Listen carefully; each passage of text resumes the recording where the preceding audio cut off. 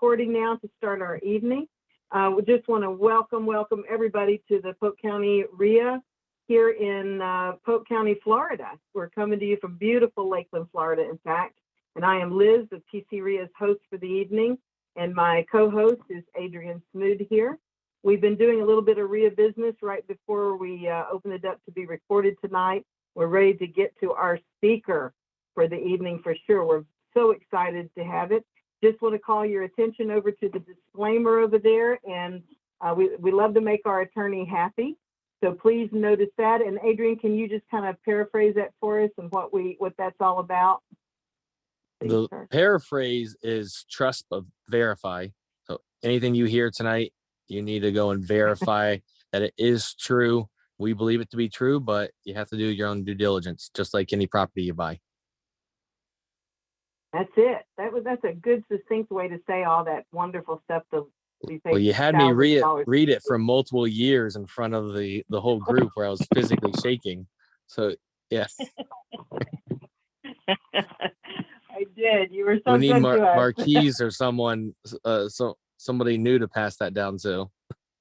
Yeah, you need to do that. Whoever takes that torch, just understand you too may become a future real estate investing guru and be speaking across the country, and we all have to pay to even see, which was what happened to Adrian. So be warned, if you take that path on, it could create more than you can imagine. All right. So listen, our speaker this evening is someone I'm so excited to have. You guys, everyone here knows Bill Cook, and Bill Cook is the kind of person that never endorses anyone, doesn't even think about it unless he totally and completely believes in them. We were proud of Adrian this year to get chosen by Bill to come speak at one of Bill's events that he has coming up called the What Box in Tampa, Florida. And along with Adrian, he picked two other ladies that were folks that, I mean, he completely believes in, and we have one of those here tonight, which is Maria Giordano. And Maria, I sure hope I pronounced your name correctly. We did. Did I say? Oh, good. I got it right. I'm excited. That is really awesome. I didn't know if I would or not.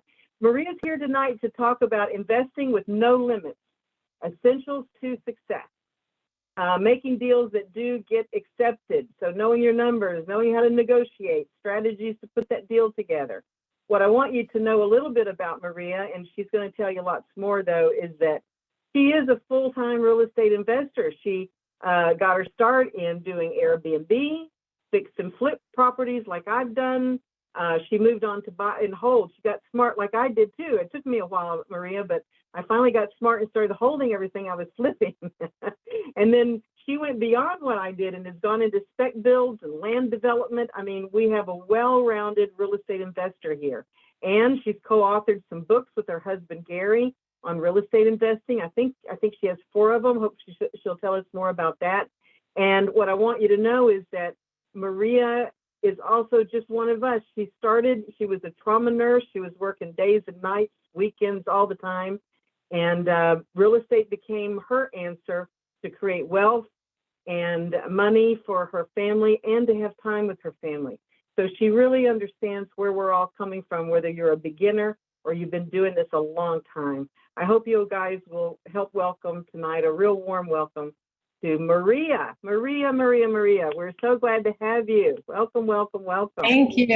Can you guys hear me all right? Yeah, you sound good. Okay. You sound good. One thing, Maria, maybe before you popped on, I told Adrian, I told everybody that if for any reason they're too shy to ask a question, because I have certainly been shy, and even Adrian has been shy to ask questions, we encourage them to put the questions, number one, over in the chat. But if they don't even want anyone to know they're asking it, because maybe they're a little nervous about that, we encourage them, they can do a question directly to Adrian or to myself, and we will monitor that chat area and those messages and make sure that those get asked of you later. But Maria, do you like them to be questioning you during your presentation, or would you like them to hold it for afterwards?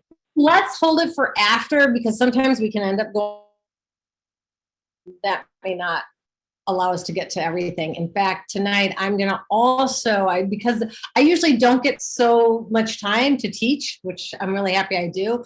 I'm going to add in some marketing stuff as well as kind of like a little bonus for tonight, because I know a lot of people are like, how do I find these deals you're talking about? So I thought, since I have more time than usual, because usually I get like 75 minutes, if I'm lucky, an hour to 75 minutes, or even 45 minutes. But tonight, since we've got more time, I'm going to talk about marketing as well. So yeah, if we can hold the questions till the end, and I may get to some. And if you're unsure, like I said, put it in the chat box or write it down, so you don't forget. Because if you're anything like me, I'll have a question. If I don't write it down or put it in the chat box, I totally forget. So yes, yeah. Well, good. All right, then we'll do that. Everybody hang on to your questions or put them in the chat or send them directly to Adrian and I, and then we'll make sure that those gifts get asked of Maria later in the evening. And Maria, just for grins over here, I put you as the co-host so you can share your computer if you want to. Yeah. And Adrian is the guy that can help you do all that tech stuff that I can't do. So you guys get going and go for it. Awesome. Yeah, we should be good. Let me just make sure. And if I have any internet problems, just let me know. We had really bad thunderstorms go through today with bad lightning, and I think it hit some of the towers, unfortunately. I know, Liz, you kind of experienced that when you called me at first, but hopefully it seems like my network has, they rebooted me and all that kind of stuff, so we should be good. Everything always happens before you go on. You're sounding good right now, and if that does fall through, then Adrian and I have already set it up, so we're just going to start questioning everybody on here. So they're all going to hope that you do well tonight, and it doesn't do any breaking up. They're not going to want to do that. Fabulous. Awesome. Okay, let me see if I can share my screen. Yay. You guys got me covered. Okay, you guys see my little green screen? Yeah. Yep. Let me find my PowerPoint. There we go. All right, you see my first little slide? Yeah. That's always my test slide where I can like advance one and see if everything else is working, which of course now my clicker's not. So just give me a second. Since Zoom didn't, I always have to unplug and replug my clicker because Zoom did a thing. Oh, maybe we aren't going to hit tonight. 1 second here, guys. If not, we'll just go the old-fashioned manual way. But yeah, so I'm super excited to be talking to you guys this evening, and then again, with Bill Cook's event. All right, maybe we're not going to have the clicker. That's all right. Not a big deal. We have fingers to use instead. So I'm really happy that you guys reached out to me to talk to you. And this is kind of, for those of you who've never heard Cook speak or haven't been at What Box, this is kind of going to put you ahead of a lot of the other people that are attending there. So it's really kind of nice that you guys can be on here tonight, because it'll make What Box seem way more, make a lot more sense to you and get you out there and doing deals even faster. So let's see, there we go. I like to start out with a few slides on, things that have been going on. And as we all have heard, the market is totally changing. We've got appraisals being waived, still happening. I've got FHA doing some weird stuff on properties that are for sale where they're accepting stuff that they normally wouldn't have accepted in the past. I'm hearing banks around the country are offering to waive appraisals to save people the extra $300, $450. We've got stated income mortgages. A friend of mine today, Michelle, who's going to be on, I think, a little bit later, when she found out I was speaking, she's like, I got to be on. So she's going to be on a little bit later. But anyhow, she walked into a bank today, and this banker went up to her, and Michelle was like going to be doing a real estate deal, and she was financing somebody else. And so she has a free and clear car. So she was going to get a loan out on the car. And the banker said to her, you know what? Why don't we just give you a $20,000 line of credit instead? She walked out of there without having to present any papers or anything. And this is a credit union. Credit unions tend to be a little bit harder, I think. So shocking stuff is happening. And that was a conversation I had with her just a few minutes before coming on. And I was like, Michelle, I got it, but I got to go on here. I got a webinar tonight. And she's like, but Maria, you're not going to believe this. And I'm just like, fully from the credit union on a line of credit to then go and re-lend to somebody else at a higher rate. So talk about making money on somebody else's money. It's like totally crazy stuff. And again, no doc kind of loan. Sternlicht Starwood Capital, this is one of many I've heard of recently that are liquidating properties. They're going to be getting rid of about $1 billion in properties, again, because the mortgage rates rising, that kind of stuff. So a lot of different stuff is going on. And so we're going to cover quite a bit tonight. I like to use this little boss baby. I've got like 5 kids, so I can relate to the boss baby. And hopefully I'll keep this a little bit entertaining for you. Hopefully keep you from falling asleep, that kind of stuff. But tonight, my goal is to help you to find more deals in today's market. I am an active real estate investor. I put on offers today. I'm going to see another property tomorrow. I also want you, a huge part of it is negotiation. So I want you to come away with how to negotiate to be the only logical choice for that motivated seller, and then have multiple strategies for every deal. If you stick around to the end, I'm going to tell you a little bit more about What Box. And then for those of you who can't make What Box or want the home study course, I'll make you an offer for my home study course as well. That course is not going to be offered at What Box, however. But if you stick around to the end, I'll talk a little bit about What Box, about Bill, who's such a hoot, and then also give you an opportunity. You can always go to my website as well, which is realestateprofitsystem.com. But here's the thing. I can totally relate to this quote because, as John Lennon said, there are 2 basic motivating forces, fear and love. And I remember when I first wanted to get into real estate, how afraid I was. And I spent 2 years going to my local REIA, seriously, going to my local REIA, sucking up all the education, listening to speakers, all that kind of stuff. And I just was scared. You're caught in that. And then one day I implemented, and I got my first deal in less than 30 days from implementing. And I made almost as much as what I did as a nurse on my very first deal. It was a flip. And you walk in, there was the skylight, it was the sky. There was the pool, it was a cesspool kind of stuff. And short of the property burning down and collecting the insurance money, it was like we couldn't lose kind of thing. And afterward, it was like I learned to suddenly love investing. And I approached real estate investing with a whole new passion and excitement and acceptance for it. So who here is a first time or a newbie real estate investor? Or maybe have only done 1 or 2 deals? Can I kind of see that in the chat box so I know kind of who am I talking to?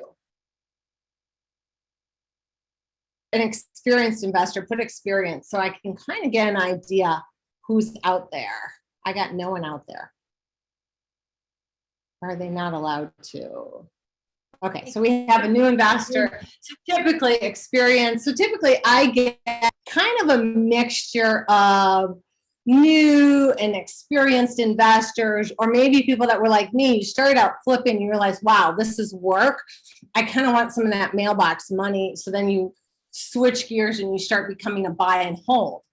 And that's what my husband Gary and I did. And the thing is, like Adrian, you never know where real estate is going to take you.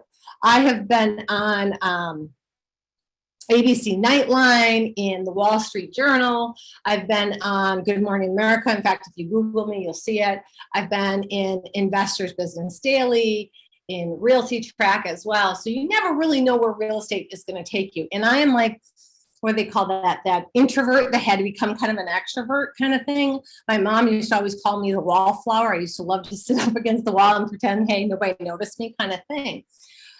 So real estate can really take you really far. And I like to say it's investing with no limits. It's the essentials to success. We all start out somewhere, but then we grow and we climb, and it's through our REIAs and listening and getting that education and going to seminars and reading books that we're able to achieve those essentials to success. And there's only 3 things I like to say that I teach. The first thing is how to locate those properties. And I believe that honestly, there's only 3 things that you really need to be able to do to invest in real estate. First, you have to locate the properties. Second, you have to be able to lock those properties in. And the third thing is to leverage them. And I am more about leveraging other people's money, leveraging the bank's money through subject twos, which will be we're probably going to get into some options and some wraps and other strategies as well. But there's so many different ways of leveraging properties and making deals happen. But like many of you, I grew up to believe in the American dream. This was me. I was like, I think 1 in this photo. And in my parents' household, where I grew up, the American dream was you're going to do 1 of 2 things, Maria.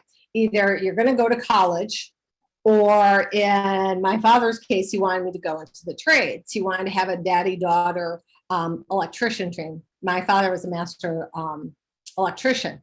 The only problem is this is a lighthouse in winter in a small town in Wisconsin on Lake Michigan, where I grew up, called Port Washington.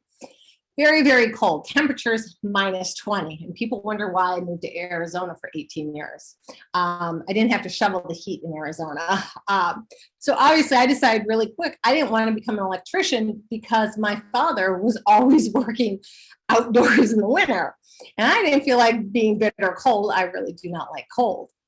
But what I quick realized was I chose the path to go to college, and I had a learning disability, and it was very, very hard for me. But I quick realized that the American dream is flawed, because sometimes bad things happen to good people. You know, you end up getting divorced, or, you know, during COVID, we saw layoffs. We still have seen that in the mortgage industry. That was the slide I didn't bring up, where some of these big mortgage companies are laying off hundreds of people at a time. Getting job loss. That's happened to me. You know, your business closes. I've had to deal with people, tenants of mine, who worked for a trucking company for over 50 years. The company was in business, and then one day he comes back with a truck from a route from California, and poof, it's gone. They close their doors. You know, you get pay cuts. I've had that experience as well. I've known physicians who've had to do that. But this was me. I was a divorced single mom with 4 kiddos, and suddenly I got laid off. At one point, I spent 2 nights living in my car with my kids.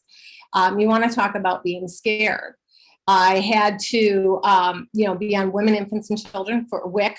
I couldn't feed my kids, didn't have warm coats for the cold Wisconsin winter. So have you ever had to ask yourself, and let me see in the chat box, how much money do you have to have in savings? You know, what, according to my parents, they had a number that they always drilled in my head. So how much money do you think you need in savings to get by when bad things happen to good people? Anybody know? I mean, 6 months, 6 to 12, very good answers.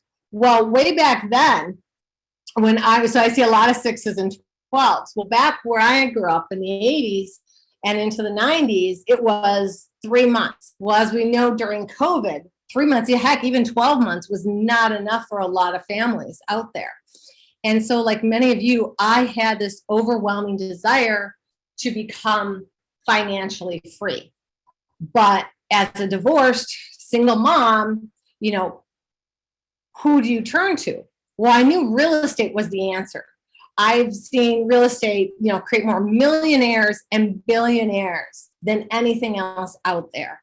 And I had that overwhelming desire. But like most people, and probably a lot of you guys out there, you turn to people, friends and family who have never done what it is you want to do. And all of a sudden you're hearing, oh, it's too risky. We're hearing a lot of that right now. Oh my gosh, it's so risky. Have you seen those interest rates? You know, the market's going to crash. You're going to lose everything. You know, it's all gloom and doom kind of stuff. But then you ask them, have you ever invested in real estate? Well, no, I've heard. Well, some guy. And I'm like, yeah, there's always some guy, some person. Or when I wanted to flip houses, I was hearing from people, oh, honey, you're a girl. You can't flip houses. Well, I grew up in a family of contractors. I went in there and I hung my own dang doors to show them, yeah, I can do this. When I got into residential assisted living or assisted living facilities, I was told, oh, honey, you can't do that. You're broke. And that's something we hear a lot from people is, oh, you can't do something because you're broke. Well, what if I can show you tonight that money doesn't matter? With what you're going to learn tonight and at what box and what I show you in the courses, money isn't enough. You don't have to have any of your own money. And certainly you don't have to have a lot of money to do it. So from the time that I got started doing that very first house, I was able to make back almost my entire annual salary as a nurse, where I was trading time for money, in less than 6 months. And the thing is when COVID hit, I didn't have to worry about getting laid off. I didn't have to worry about homeschooling my children or what's going to happen to them. My tenants, because of the way I structured, I didn't have, thankfully, one tenant not pay. I didn't even have a late payment. I had one tenant text me that they thought they were going to be late, but they paid on time.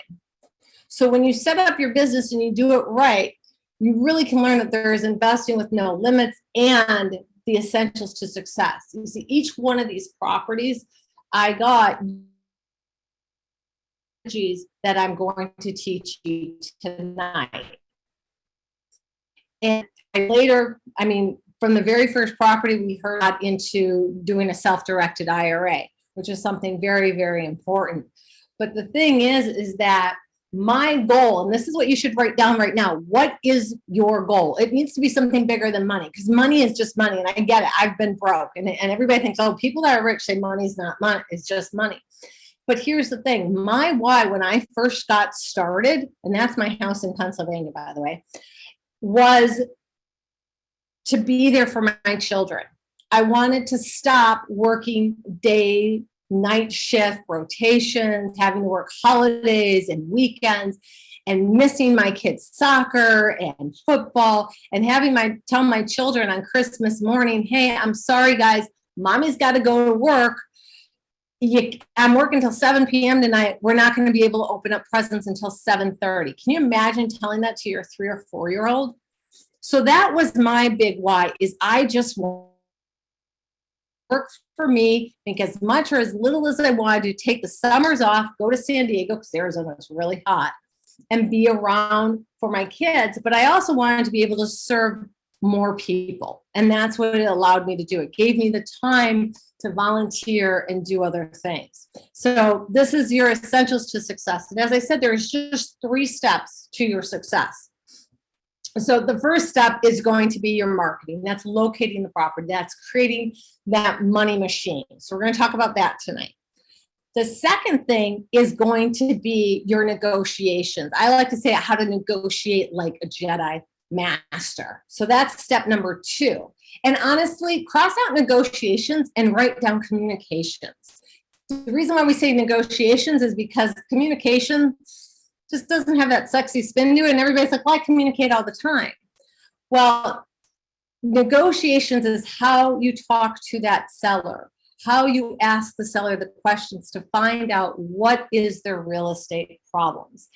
And I'm going to start to give you the framework of that script. You see, every Oscar winner, Academy Award winner, whatever, has that script that then they make into their own and they claim it as theirs. And that's why it's so amazing. So I'm going to start giving you that framework tonight. It is how to create that deal, whether it's with a private money lender, whether it is with the seller, whether it's with a bank, how you can create that deal. I like to call it how to make the impossible possible.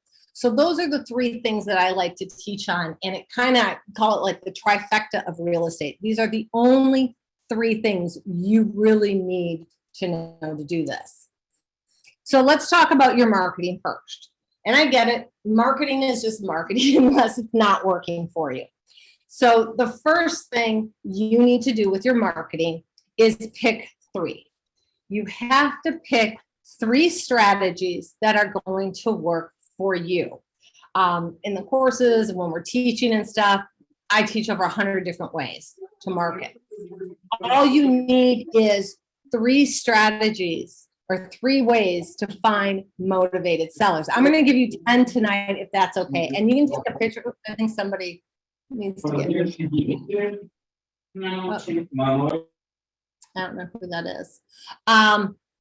So I'm going to give you 10 tonight. So if you want to take a screenshot of it, but just pick 3. And the reason is that if you only have one strategy and it's not working, then what? And some of you might say, well, I'm an overachiever. I'm going to pick 5. Well, 5 strategies are going to be like a squirrel running around, and you're not going to know which one's working. You're not going to be able to follow up on your marketing, and you're going to be wasting money. So 3 tends to be more manageable. But even more than that, you must be consistent. Write this down. Repetition and frequency equal money. Okay? But you've got to be consistent to it. And here's what I'm going to ask you guys tonight. How many of you have made an offer in the last 30 days or have spoke to a seller? Let's start with that. How many of you have spoke to the seller in the last 30 days? Just type yes in the chat box if you've spoken to a seller in the last 30 days. Okay, I got a couple of yeses. Good. About 3, 4, 5. Okay, awesome. Now, how many of you have put in an offer in the last 30 days? So see, it goes way down. A few more. 2 offers. Awesome. How do you think you're going to get a deal if you haven't been consistent and you haven't been speaking to sellers and you haven't been making offers? Every seller you speak to needs to get an offer. And then you need to follow up. So write that. Over 80% of the deals are done in, I'd say probably 95% of the deals come from the follow-up. Very, very few deals did I ever get one and done, but it's always my follow-up that is getting those deals done. Now, what I want you guys to stop doing, and some of you guys are going to be a hater, which is fine, but you guys living in Florida, it's a lot of Arizona where we get a lot of snowbirds and that kind of stuff. You need to stop mailing to the out-of-state entity owner list. What is their motivation? You need to start, you hear about Bill talking about deal stacking. Well, I do marketing stacking. Out-of-state absentee owners does not equal motivated seller. Your motivated sellers have problems. So take an out-of-state absentee owner then that has a vacant property and is in foreclosure. Stack those together. Or take an out-of-state absentee owner then that has a vacant property or even an occupied property, but then pull the eviction list. Now they're dealing with a problem tenant. So you've got to start stacking them. Are they in probate? What is that seller's problem? Are they in foreclosures? Do they have tax liens? So you have to start stacking your marketing. Just going to pulling a list of 1,000 people that are out-of-state absentee owners isn't going to help you out. For all you know, they could be vacation rental owners that are making a ton. So you wasted all that. I do not send out a lot of marketing. Why? Because I stack my list, and the way I'm going after it, some lists I've gotten over a 21% response rate on the first mailing, which is unheard of. But it comes from stacking your lists. So the number one reason people fail in real estate, and I think we can all agree on this, is because you can't find the deals. So here are my top 10 ways. And for instance, today, I put in an offer on a property. Tomorrow I'm going, actually 2 properties. Tomorrow I'm going out and seeing another property, and I'm trying to get an appointment. Realtors these days are terrible at returning phone calls on another property that is distressed and is going to be a perfect flip or a wholesale. But my favorite ways that I find tons of properties is driving for dollars. Bill Cook loves door knocking. I do not like door knocking, but here's the thing. Who says you have to be the one doing the door knocking? My house, I live here in Pennsylvania. I found it while I was in Arizona. We wanted to move out to Pennsylvania. I'm like, well, Maria, you teach this stuff. So let's see what you can find while you're living in Arizona. I pulled a pre-foreclosure. I found it on Zillow. On Zillow, you can search by foreclosure or pre-foreclosure. It is an 8,635 square foot property. I may talk about it at what box, I don't know, will depend on the time. But I sent her a letter, a yellow letter. I didn't get a response. The auction date was coming up. Well, my husband was going to go visit his mom in Philadelphia. So I said, hey, honey, would you have any objection, and this is negotiations, would you have any objections to stopping by a property that I think has a lot of money in it and would make a great flip? It's not too far from your mom's. Sure, I can do that. It was 4 hours away from his mom. But here's the thing. I got him to go knock on the door. She wasn't home. Did he stop there? No. He went across the road and knocked on the neighbor's house. Found out from the neighbor that he thought that she was interested in selling, that currently she was in Boston visiting her family, and that's where she wants to move back. The neighbors didn't need to know she was in foreclosure. In fact, they didn't know. They got us in touch with her. She calls us back. She tells me right away, well, you probably know my house is in foreclosure. I'm like, yes, I saw that. Am I going to BS her? Absolutely not. And I thank God she was upfront and honest with me. I shorted the second, and I did a subject to. That's kind of like that deal stacking that Bill Cook talks about.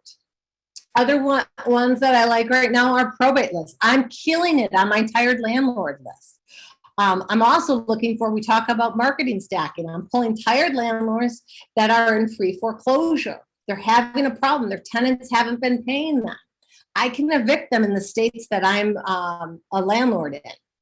Networking is great. I've gotten so many deals. I've gotten 2 from my electrician just by networking with him. Facebook Marketplace is one of my favorite ways to find properties right now. You go on Facebook Marketplace, someone has an estate sale, hit them up, say, hey, I've been looking for a property in this neighborhood. Would you have anything against selling it? No, actually, we're thinking about listing it. Well, would you be against me saving you some money? What if I came by and looked at it, and if we can agree on a price, I'll save you the money from a realtor. You don't have to clean it out. Again, what is the benefit you have to offer that seller? Another one that I'm doing really well with is code violations. Code violations is when you have a property that either has tall grass, might have tarps over it, a non-permitted addition, something that the town or the code enforcement officers have flagged as a code violation. You want to stack your code violations? Go after code violations with tax liens. I'm working with the city right now on their problem properties. I've got code enforcement officers bringing me leads because I solved their real estate problem. I'm solving the issue that they're having that's bringing down the property values, that's bringing in the crime. They want to get rid of that. So that's one of the things my student Misha I can really relate to. She's up in Appleton, Wisconsin, about an hour and a half from where I grew up. And she was like me. She was a single mom, 5 kids. She was homeless at one point, living in a car with one of her kids that was less than 2 years old. And like a lot of people, she started on YouTube. She started looking on YouTube for, videos, how to buy real estate, that kind of stuff. Then joined her local Appleton REIA, where she heard me speak. I mentioned code enforcement officers. She implemented, write this down, you've got to implement. So the very next day, she called up the code enforcement office, talked to one officer who gave her 2 properties, actually 3 properties. She was able to do a wholesale on one property and then turned around and gave her the money to buy the second property on terms as her first landlord property, buy and hold property. The code enforcement officer gave her to a second and then a third. She provided a service. You know, when we talk about when you help enough people, they help you. Well, that's what happened. That's how she just bought this past summer her very first home for her and her kids, her first homeowner ever, 4-bedroom house for her and her children. But it started with her implementing. So the second thing I want to talk to you guys about is the ninja negotiations. It's how to negotiate like a Jedi Master. And here's the thing, if you do that first component right, and you start getting your leads coming in, you start talking to sellers and making offers on every single one, you're not going to be negotiating then from a standpoint of neediness. You see, most people come at negotiations from a standpoint of neediness because you don't have deals. You have one deal in 6 months and it's your only deal and you're thinking, God, please, Lord, I got to get this deal. Well, nobody wants to deal with somebody who is needy. It's just like slimy. It's like, ew, get away from me. So you've got to stop coming from a standpoint of desperation. You see, you have a service that the seller doesn't have. You have their problem. You don't need them. They need you. So I want you to change your entire mindset. So I trained with the #1 FBI hostage negotiator in the world. You guys talked about books to read. I was in Chris Voss's mastermind. I do a lot with negotiations, be it Chris Voss, Jim Camp. There's a whole bunch of different negotiators that I follow. But negotiations is the one thing that will save you more money than anything else and will make you more money than anything else. Write this down. Negotiate everything. See, in the United States, we don't generally have a culture of negotiating. It's kind of like the price is the price. Nobody wants to negotiate. Nobody wants to go buy that car because you feel like you have to negotiate on the price.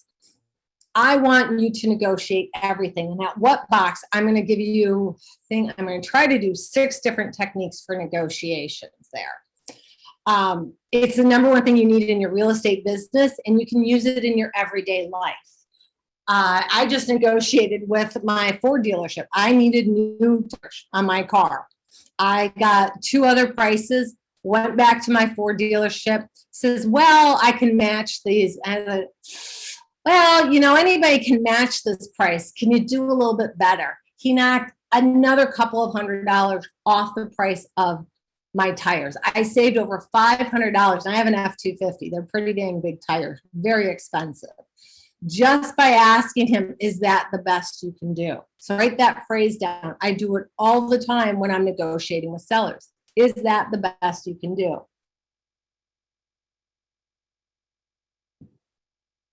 So we're going to talk about, because I have new people on here as well as experienced investors, we're going to talk about some terms. So in your negotiations, you're going to use R, which is your after repair value. You're going to use your comps. You're going to use your repair costs. And we're going to talk about some of this stuff and simplify it for you. We're going to use something called Mayo. I usually use a more advanced strategy, but to simplify things, we're going to use Mayo tonight, which is your maximum allowable offer. We're going to talk about rent rolls and your exit strategies. Every property you buy, you should have multiple exit strategies. Why did I see so many Airbnbs go under during COVID? Because they bought too high and that was their only strategy going in. So I'm going to show you how you can have multiple exit strategies for every property. So all of that comes into your negotiations. So the first thing I'm going to go over some terminology, if that's okay with you guys. So your after repair value is the full market value after the property is all fixed up and drop dead gorgeous. And so it's completely rehab for like a flip or something. your comps or your comparables. You do not need to be a real estate agent for this. I am not a realtor. I use tons of realtors. In fact, I have realtors giving me deals all the time, but you do not have to be a realtor to get good comps. I usually use, honestly, Zillow. Why? Because your homeowners are going to use Zillow. Zillow is probably one of the most common ones that they go to. And why do I like Zillow so much? It's typically the price is low on it. I mean, it may vary a little bit, but I'll go to Zillow, Redfin, Realty Track. You know, you can get door knocking, knock on someone's door. Hey, why do you want to live in this beautiful neighborhood like this? If you could live anywhere else, you know, what are the properties going for? Are there rentals? What's the rent roll? Different questions. Be curious. All right. Be like that little 2-year-old. Why? Keep asking questions and then go silent. So I'm looking at solds in the same subdivision within 90 days. I would say in this market, honestly, I would do 30 days. As the market starts to get more balanced, I'm going to go back out to maybe 90 days. But typically, depending on the area of the country, I'm looking at 30 days, plus or minus 10% of the square footage. I do mine really tight. Appraisers will usually do 20%. Similar conditions, nice versus nice, distress versus distress. I'm also going after properties, you know, that ranch styles against ranches, because usually you'll get more for a ranch property than a 2-story, especially if you're in a hotter, humid climate like you guys are in, pools, that kind of stuff. And the third thing is your estimate of repairs. Now, there are 2 sets of repair costs. It's your flipping versus your rental. Remember, I'm telling you, you have 2 different exit strategies when you're creating offers.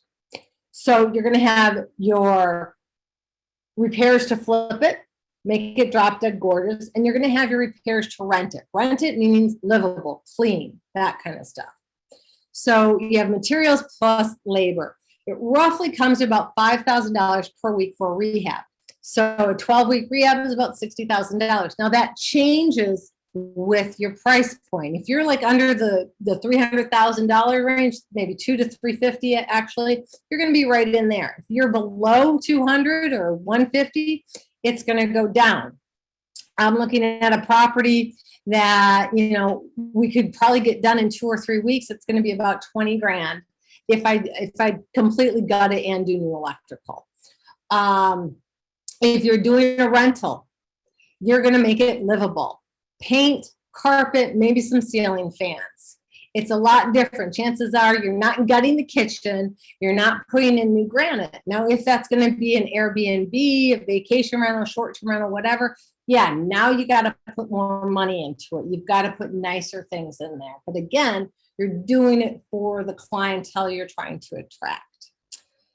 The fourth thing is your maximum allowable offer, known as MAO.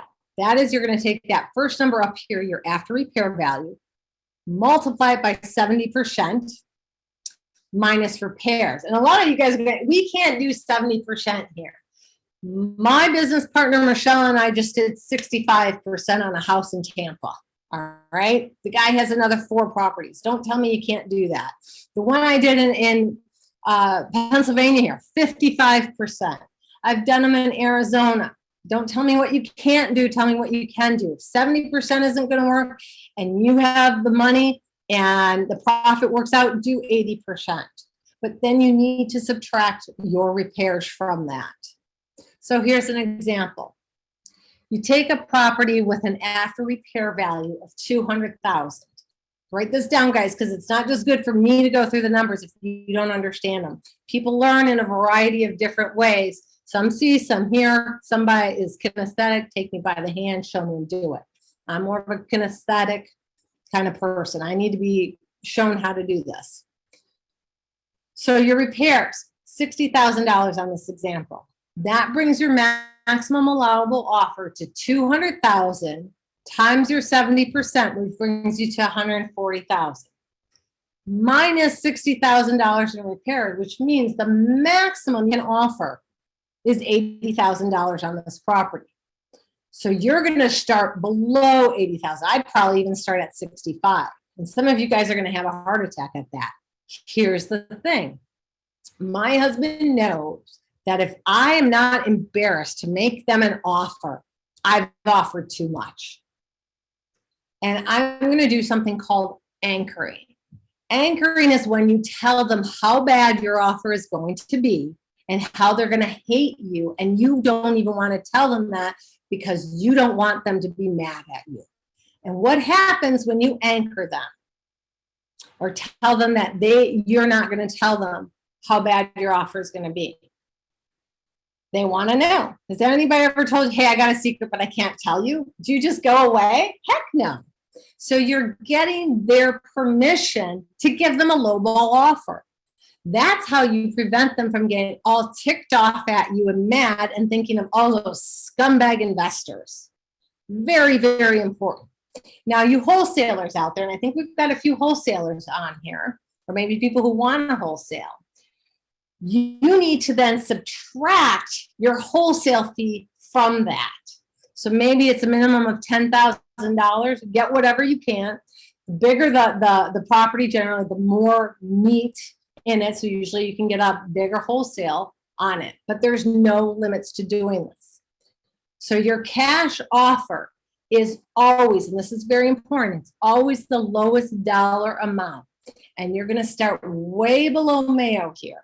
All right, you're going to anchor them to how bad it's going to be. Now, if you're going to give them a range because you're uncomfortable giving them that lowball offer, anchor them to that. But remember, your range has to be well below. Because here's the thing. If a seller says to me, hey, I'm hoping to get 200, maybe 225 for the house. What did I hear? I heard 200,000. What does the seller want? 225. So if you're telling the seller, hey, I can give you $50,000, $60,000, all the seller is hearing is $60,000. They're not hearing 50. So make sure you're starting, this is really, really important, way below your maximum allowable offer. And then write your offer on a yellow pad. Now, if you guys want to learn how I make offers next, let me see in the chat box. You want me to show you how I make some offers? Because I'd love to show you guys and take you through my negotiations process. Perfect. Okay. Well, I want to make sure I got everybody here. So the seller needs to agree to one of two things, price or terms. That's what it comes down to. He gets price, I get term. I get my terms, he can have price as long as it cash flows. And this is how I make my multiple offers. This is how I make my seller finance offers, my subject twos, my wraps, how I do master leases, all different kinds of stuff. All right. So you're going to be negotiating on your purchase price, the down payment, and not everybody needs a down payment, and time. How long are your terms going to be? I always start out until paid. So this is a recent deal of mine. This is a Gloria's family home. And I kind of do my offers similar to Bill. At What Box, I'm actually going to show you my chicken scratch that I do on my yellow sheet of paper. But for here, I'm just going to, I kind of typed it out so you can see it better. Sometimes it's harder on Zoom. So I like to put the address at top. I take a yellow piece of paper, fold it in half. One side I write present situation, other side I write future situation. So the present situation is my conversation at the kitchen table. It's talking with them on the phone. And when I'm talking with them on the phone, I ask as much as I can, but then I'm re-asking those questions again when I'm down in front of the seller. So I'm finding out, oh, wow, this is a great property. Why would you want to sell such a nice property? They tell me, in this case, on this property, her mom had cancer. Well, how long have you owned it for? 20 years. Are you currently living in it? No, my mom lives in the property next door, which, by the way, we're probably going to sell that one too. Well, why not just keep that and have a steady flow of income? They have a Section 8 tenant in there. They're paying $825 per month. Their tenant's actually moving out. They've been turning it over constantly. Well, Gloria, if you've been managing it, why not get somebody else? Well, I don't think anyone else will take as good of care of my mom's property as I am. I want to move to a warmer climate. Oh, when do you want to move? Well, we're planning to move in the next year or two. What does that tell me about her mom's cancer? Well, this is what I know about families, whether it's daughters or sons. Usually they're not going to move away from mom after living by her their entire life when she's receiving chemo, unless they don't think she's going to make it. And in this case, unfortunately, Gloria's mom did not make it.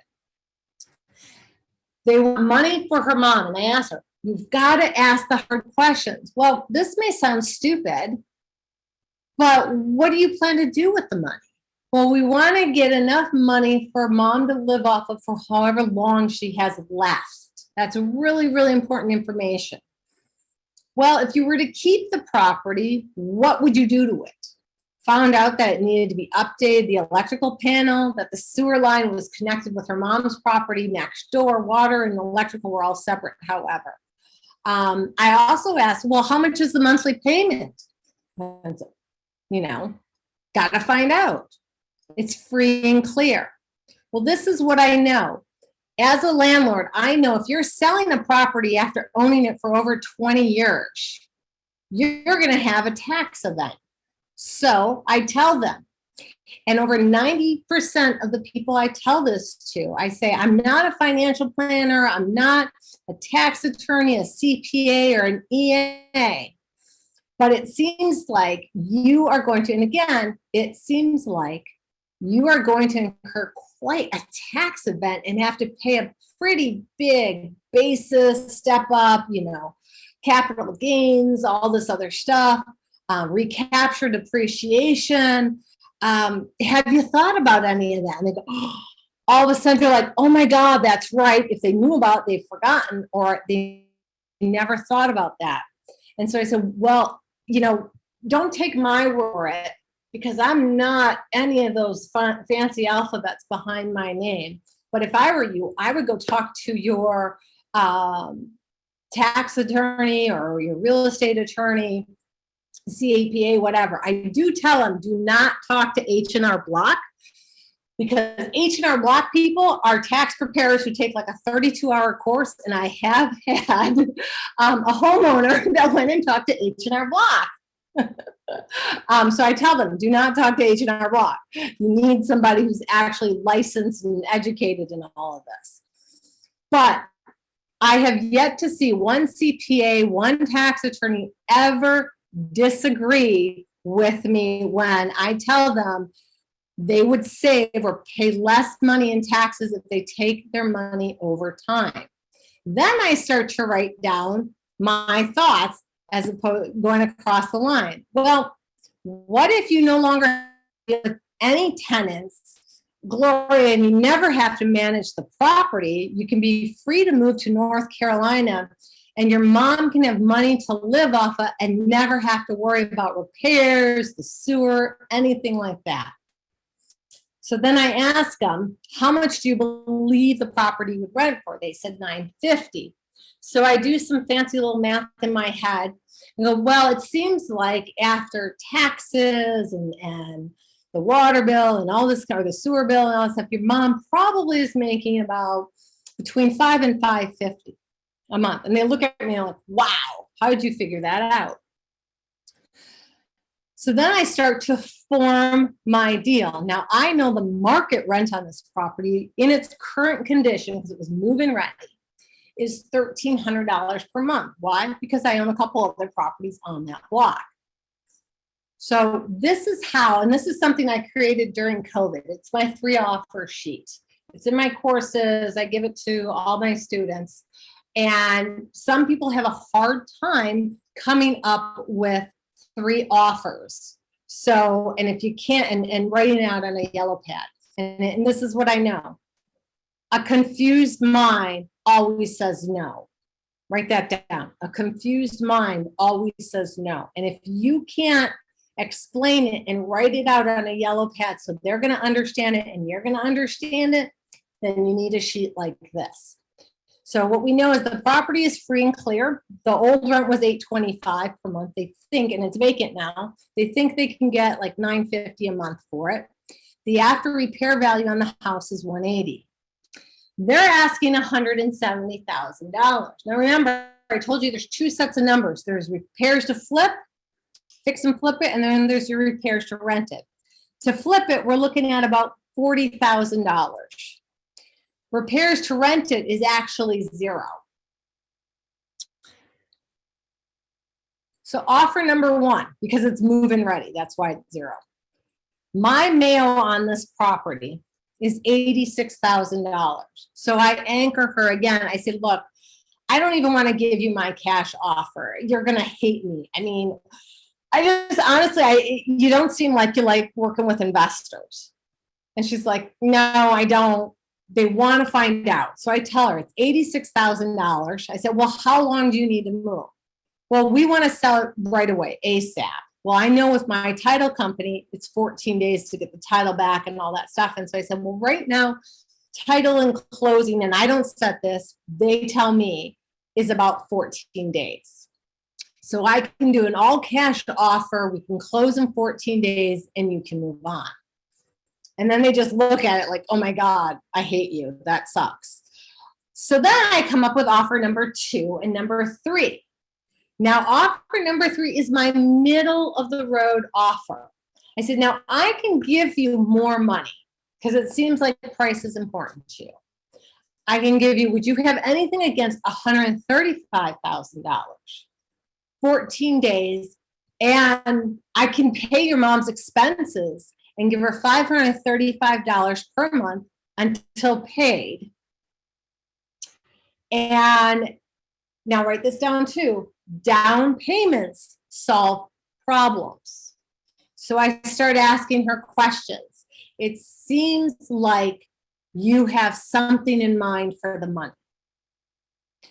So I find out she's got some medical bills and they want a little bit of money left over and they're going to need money for closing. So I write down $30,000. That's my middle of the road number. I said, however, it sounds like you really want to get your price. Said, I can give you what you want, $165,000. I should have done 170, but I forgot at that moment I wasn't looking. So I offered her 165. 14 days, because she wanted to close right away. And I could give you $687 per month until paid. And so I write this down. Now, this is where things get uncomfortable. You got to understand, it comes from those feelings of being uncomfortable that we grow. That is where the money is.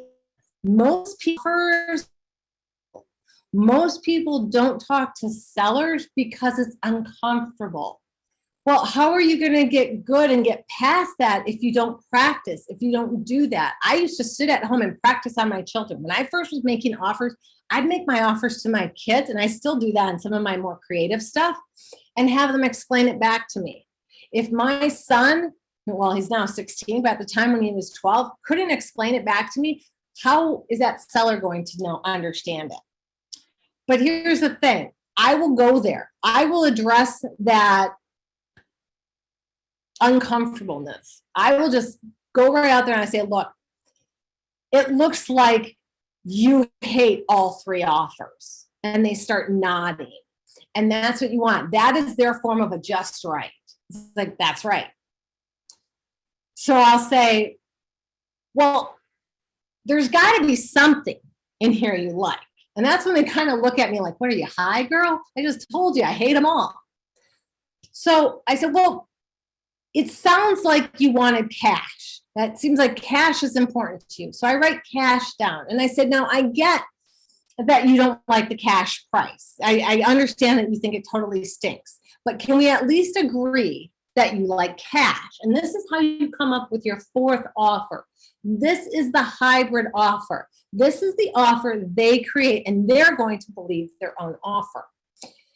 Then I say, well, can we agree that price is important to you? Would you have anything against getting some cash and receiving a purchase price of $165,000 for your house. Like, no, I like that price. So we agreed.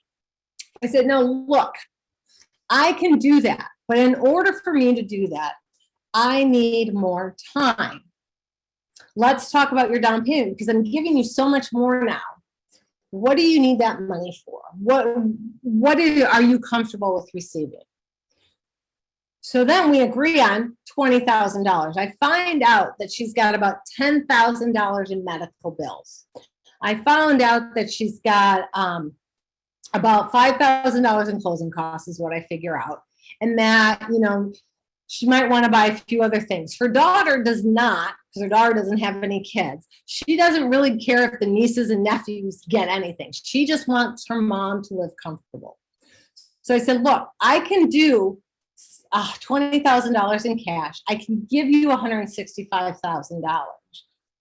However, I want to take care of your property. And I want to be able to give your mom enough money to live off of. And it looked like she was getting between $500 and $550. What if I give her more?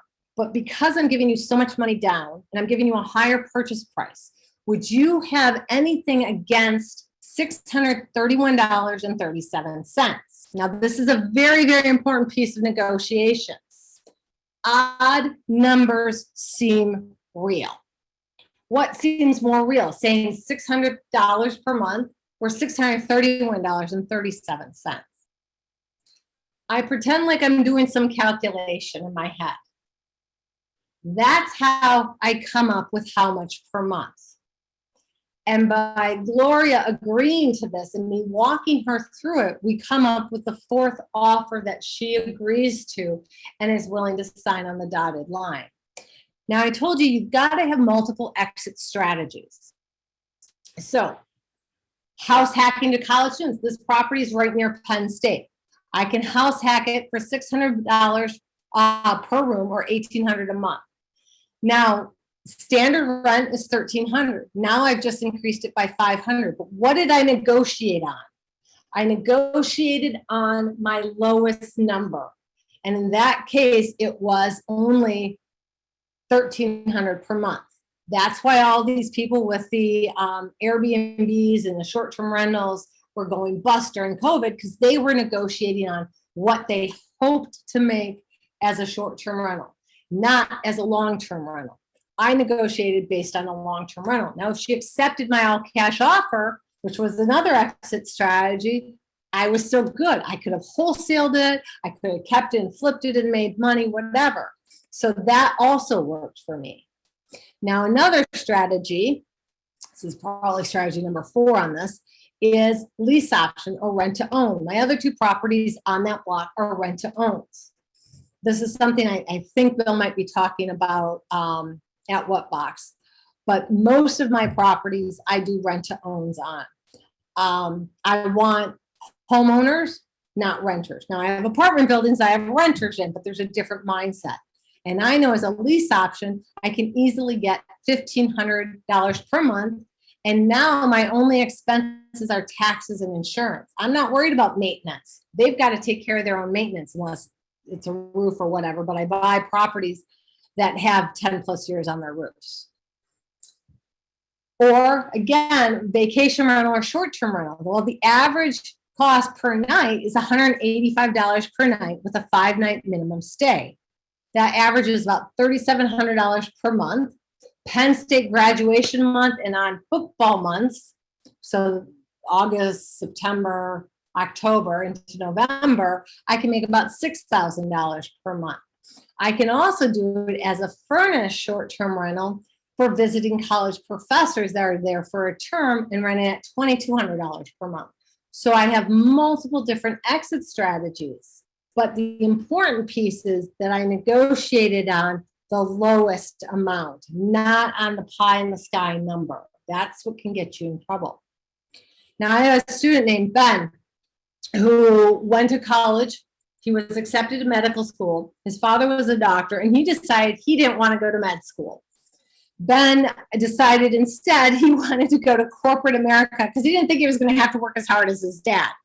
So he got a job, and really quick, within the first few months, he found out it stunk working for corporate America. And like so many of us, he wanted to invest in real estate. Started watching YouTube, found me through another contact, went to where I was speaking, invested in the quick start. Marketing was the easy part for him.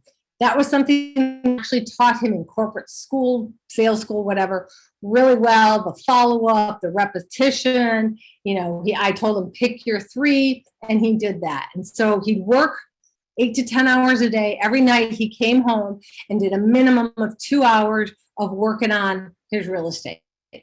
So in the first 30 days, every weekend he's going out on all these appointments. He's getting sellers calling him, but he wasn't able to get a contract signed. And he's like ready to give up. I mean, everybody tells you you're going to be a millionaire, in 24 hours. Well, I offer a lot of time what's called a lifeline call. I offer it with all my courses. You get 3 lifeline calls. And so he calls me on one of those lifeline calls. And I start talking with him, and I find out he created that funnel. He's got these deals coming in. But the problem is when he gets there, he is like that used car salesman. He's like that old school salesman where it's like, get him to yes, high pressure sales.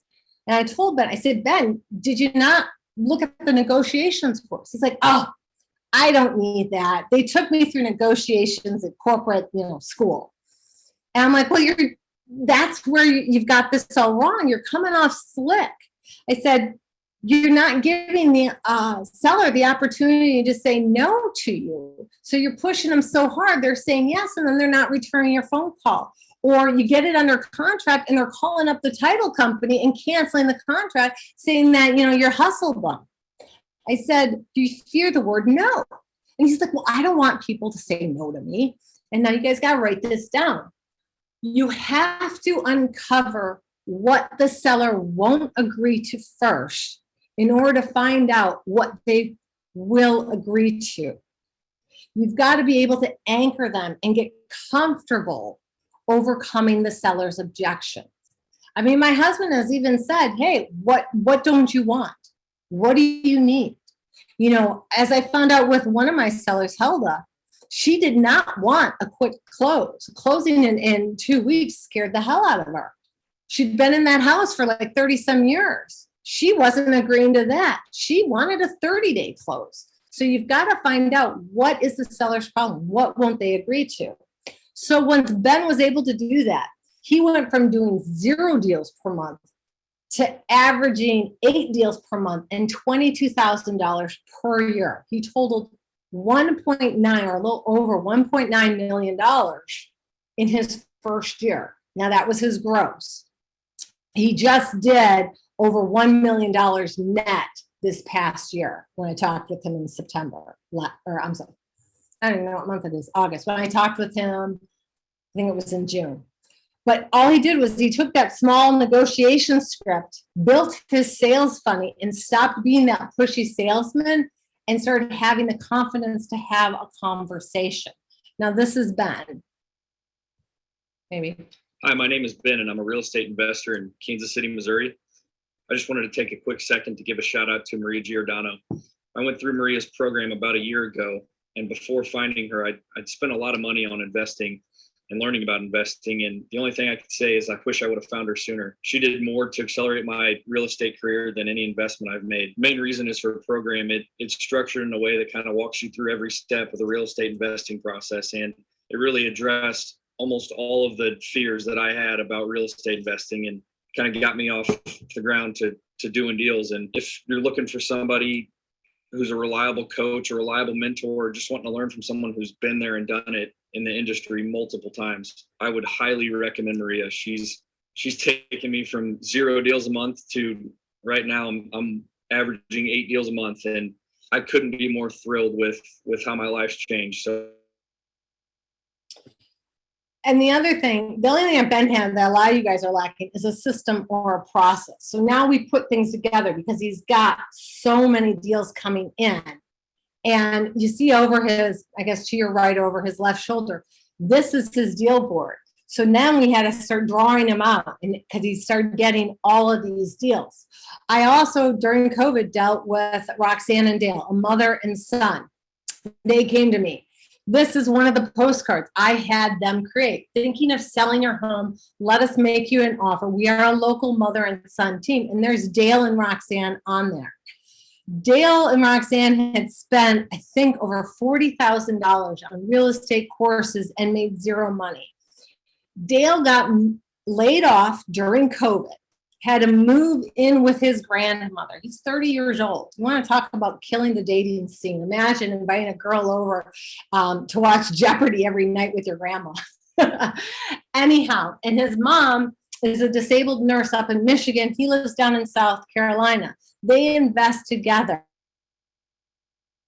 This time last year, he had no deals, tears running down his face, and a sense of hopelessness. Perseverance and following a plan got him through it.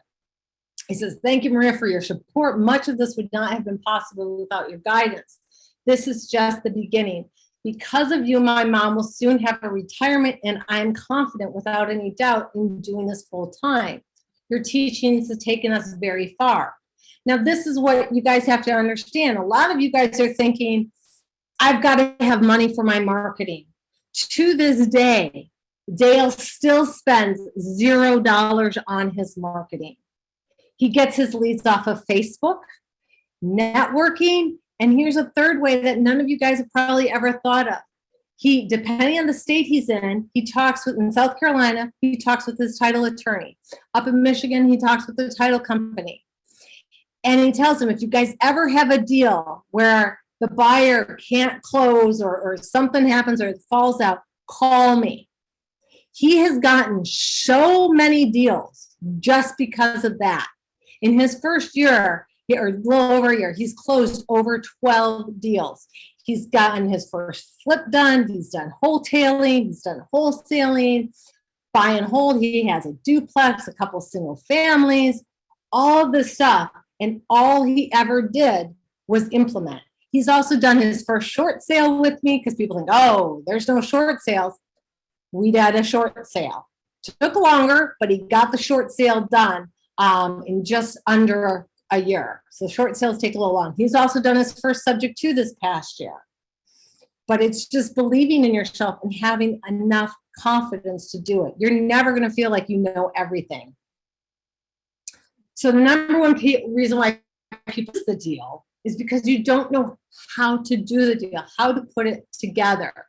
So I want to talk to you next about how to create deals out of thin air, because you're going to make more money by using less of your own.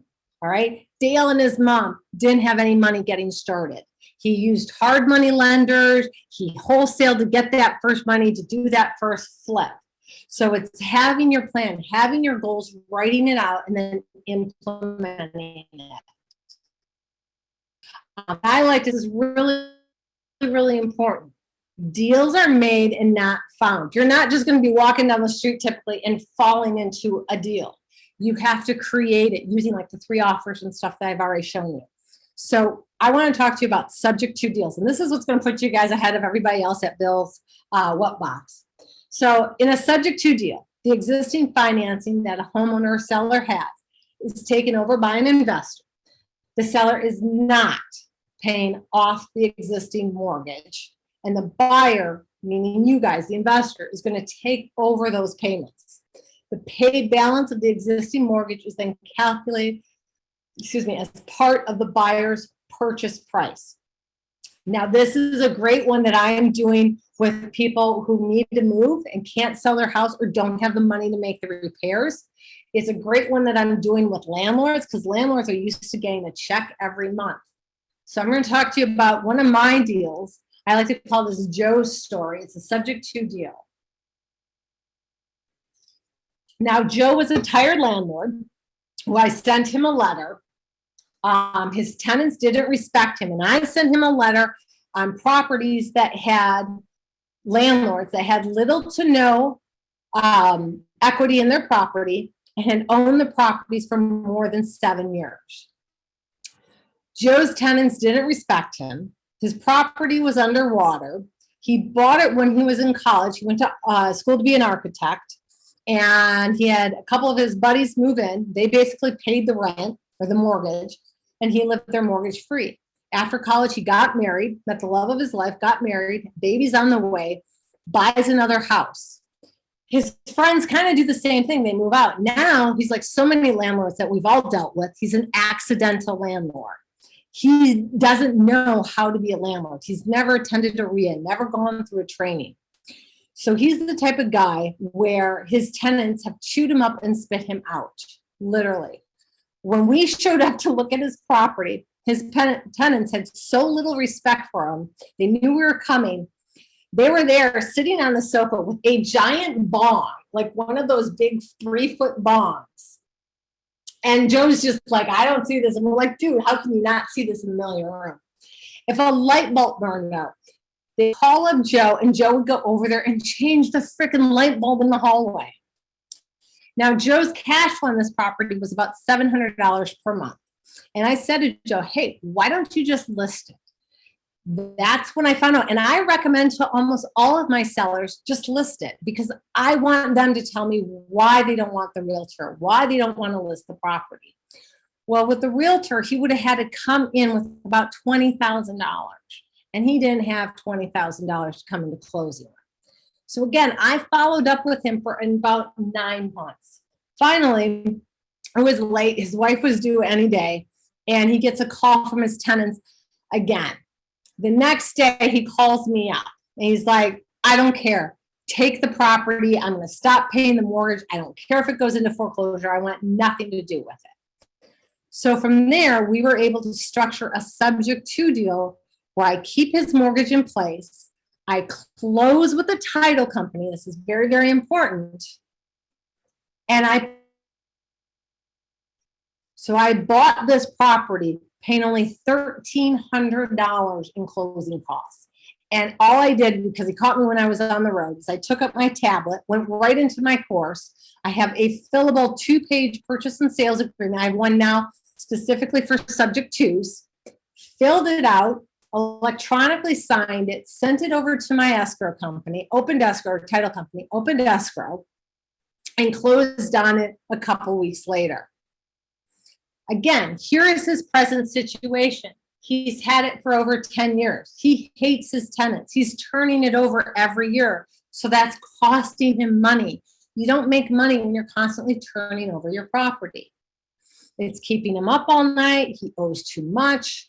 The realtor told him he would need to come in with $20,000, and he hates his current tenants. He's like, just take it. And here's the thing, the lease was up for his current tenants. I got to kick them out. I got to get good tenants in there, my tenants in there. And his tenants weren't bad. I mean, they were professionals. One of them was in admissions for the University of Phoenix, and the other one I did something else for the university.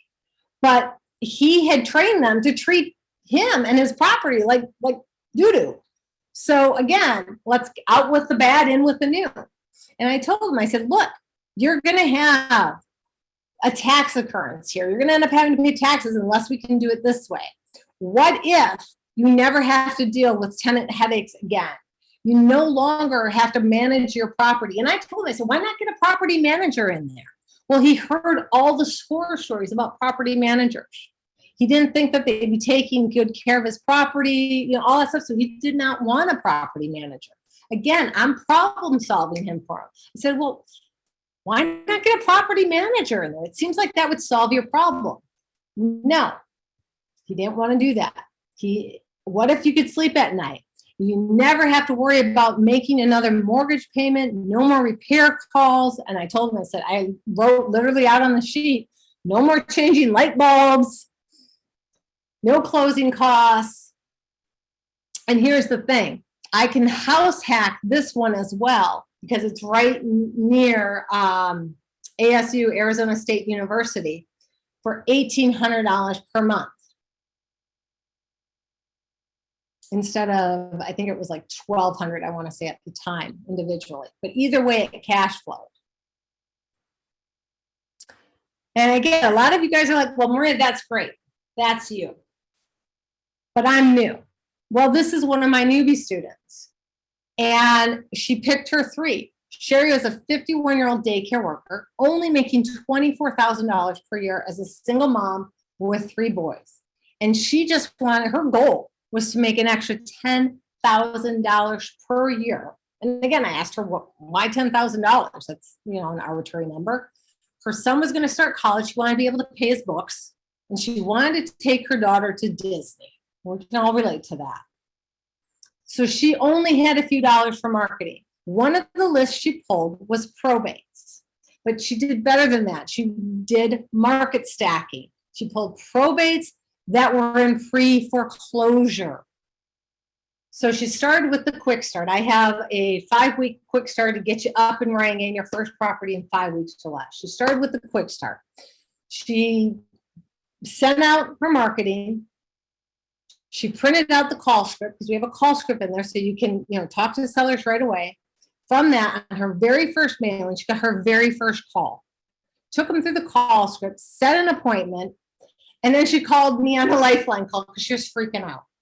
And I told her, because she had enough information on that call script, I was able to walk her through how to structure and talk with the seller and do a subject to deal. Now, she printed out the property inspection forms. So when she went through the house, and she'd never done this before, it took her through going through the house like ABCs and 1, 2, 3s, looking under the cabinets, looking in the closet ceilings for leaks, because that's usually where people forget to paint over any leaks, all the stuff, find out what type of a panel it is, is there foundation cracks, all these kind of stuff. She found out how much the mortgage was, how much she was behind on her mortgage. And from there, she was able to net $54,000 on her very first deal, not $10,000 a year. She made almost twice her money, or more than twice what she was making as a daycare worker. And the best part about it was she got her self-esteem back.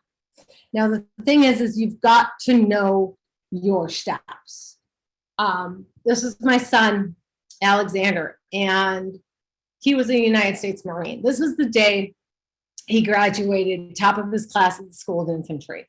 And the thing I know about those guys is they have a checklist that they go through. Everything has a step in the right order. My husband was a former C-130 navigator. He did drop Delta Force, Special Ops, all that kind of stuff. Everything they did, they had a checklist for. As a nurse, I don't know if we have any nurses on here. Cardiopulmonary resuscitation, CPR.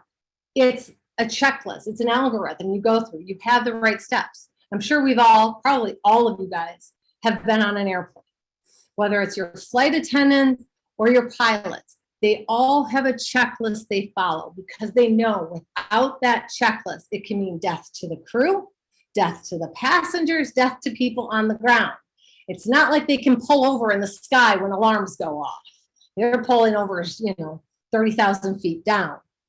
So you've got to have the right steps. You've got to have the right checklist. Now in the course, I give you all the checklists. At What Box, we're going to take you through all the steps. I've already shown you how to do your marketing. I've already shown you the steps to gain your negotiations, to doing your 3 offers. When you go to What Box, or if you invest in the course, you're going to get all the other steps there. I mean, this is only 2 hours tonight. I can't give you everything. But here is Sherry. My first call, my first scheduled appointment, and then my first contract done. All in one day. That was a little overwhelming, but exciting. Like it can be done. This can be done. And the reason why I love that so much is because Sherry never thought she could do it. All she ever thought of herself was a divorced mom with 3 boys and a minimum wage daycare worker.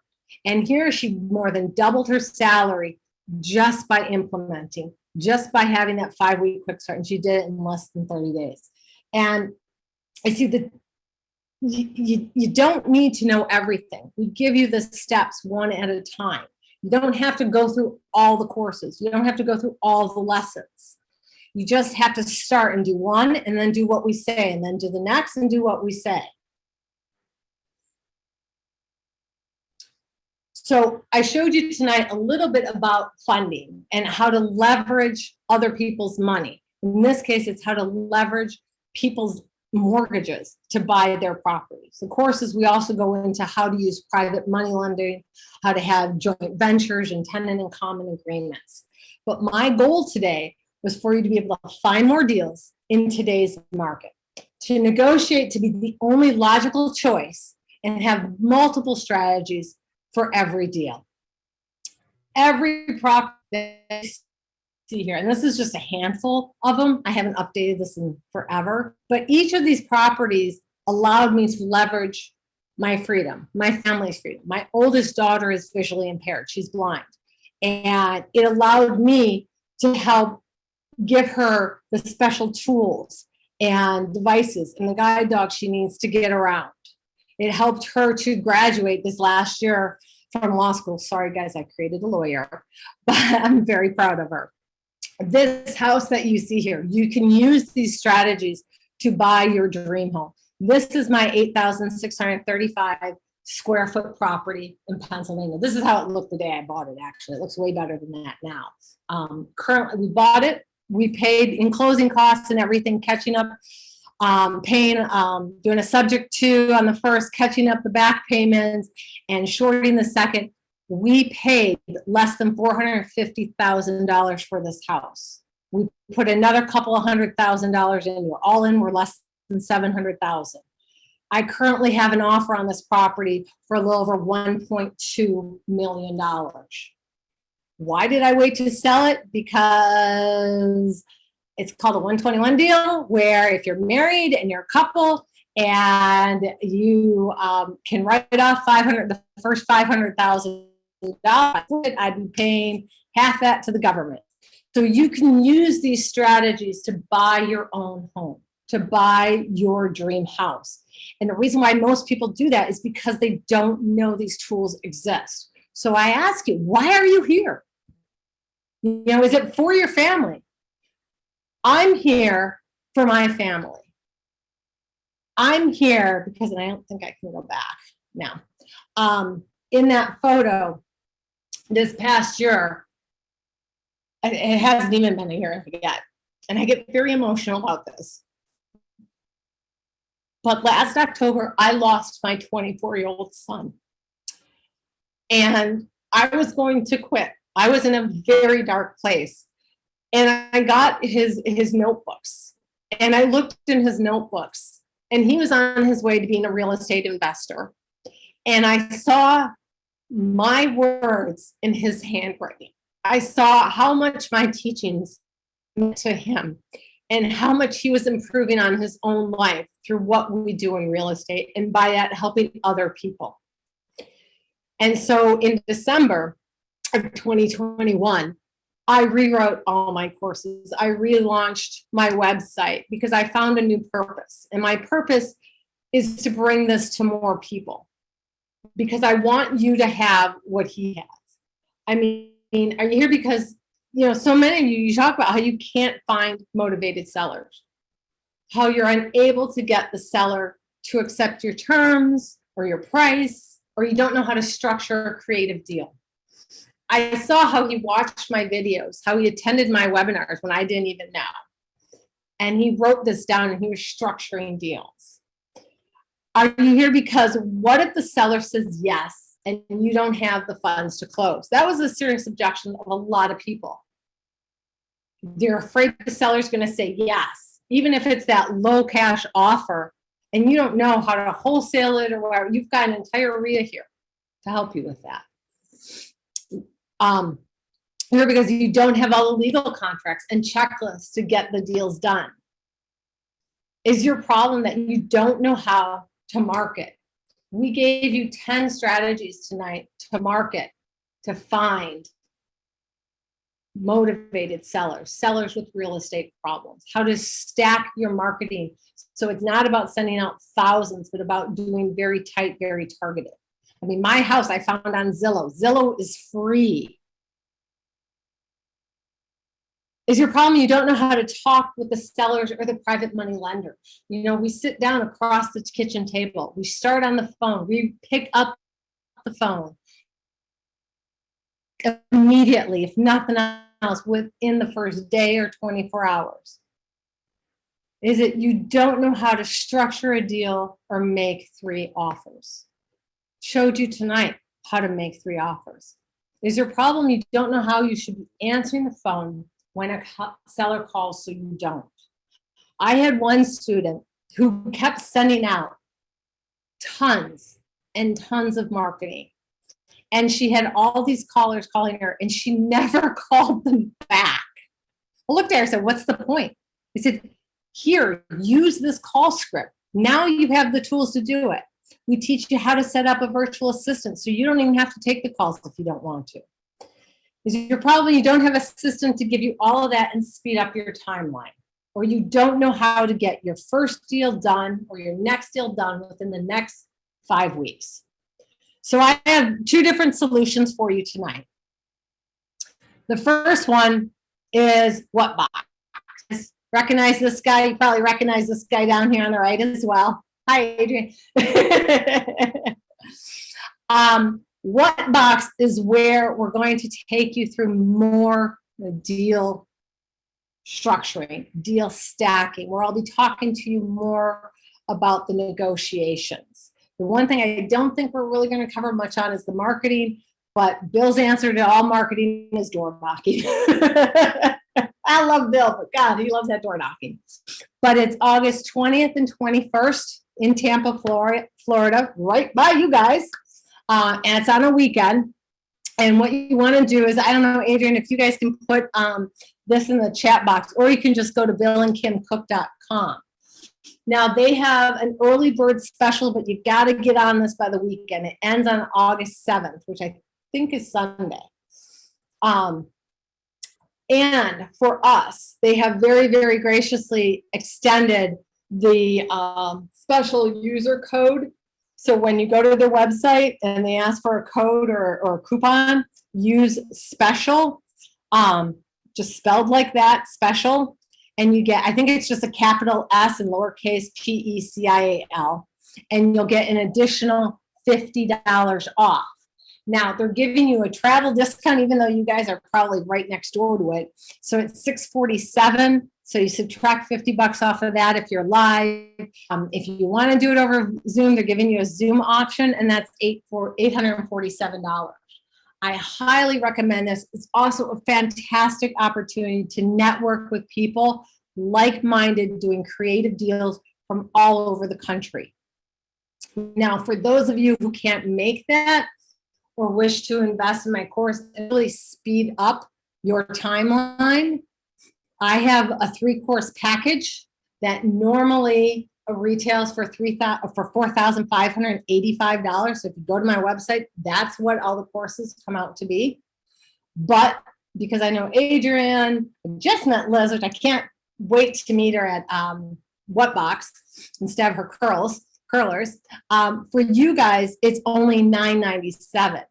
And what that includes is the real estate marketing mastery, where you have your done-for-you marketing. You got over 100+ strategies for marketing for killer deals. These are e-courses.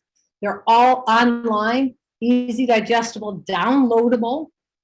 You're also going to get the bonus 5-week quick start, which is what Sherry did to go from 0 deals to gain her first deal done in less than 5 weeks and making that $54,000. Actually less than 30 days, I should say. So if you're somebody who is good at writing letters and have the time to test and retest, maybe this isn't for you. But if you're somebody that wants to jump to the front of the line, get that marketing done, this is for you. We have the Ninja Negotiations, where I teach over a dozen different negotiation strategies. I sprinkled several in here. What Box I'll teach a little bit more, but I have over 100 different videos on here. Some are very short, 2-3 minute videos. Others might be an hour-long segment I do on a negotiation strategy.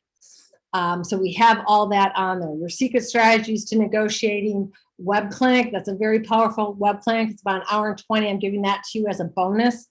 And we have a little to no money down investing course. This is your creative deal structuring. This is where we talk about the subject twos and the wraps. And then you also get the bonus, because I know everybody wants to do fix and flip. until you find out it's another job. But I teach you how not to run an adult daycare with your contractors, how you negotiate with your contractors. I give you all of your contracts in there, your change orders, your lien releases. I teach it differently. I teach you how to do double lien releases. So you also are getting lien releases from your subcontractors, which is very important. Your inspection forms, all that's in there. And then you get your lease option elite training, which is your rent to own or rent with an option to purchase, 3 separate contracts. You get all that in there. I teach you how to get your rentals back when you're doing student rentals, better than what I give them, how to itemize everything. And then, of course, the 3 lifeline calls, which is what really got Ben from doing 0 deals to averaging 8 deals per month and closing more deals faster, plus a whole bunch of other bonuses in there. So the reason why I created this, now I mentioned, and that's my son, and I get choked up every time I see him. But the reason why I created this in this manner is because I wanted to create a course and a system that I wish I had. What I wish I had when I got started well over a decade ago. And I was tired of going and getting a piece from this person and a piece from that person. And so I wanted to give you guys something that is complete, that is all together. So again, you're going to get the marketing mastery with the quick start, which is the Wealth Academy 2.0. It's actually now 3.0 because I just redid it. The ninja negotiations, the little to no money down. And I like to call it the ultimate real estate growth system to attract more motivated sellers who want to sell to you, to get you up and doing more deals, closing more deals faster. And as I mentioned before, I had a learning disability. I was taught in the basement of a school, seriously. My oldest daughter had or is blind. So I've learned that people learn in a variety of different ways.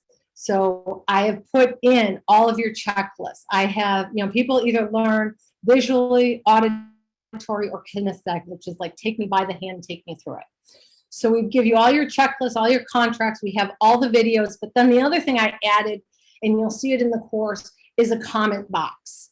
And I'm very, very proud of this because I have so many students now that are commenting and asking questions that other students have a question on, and I answer them all myself, usually same day, if not within 24 hours, depending if I'm traveling or not.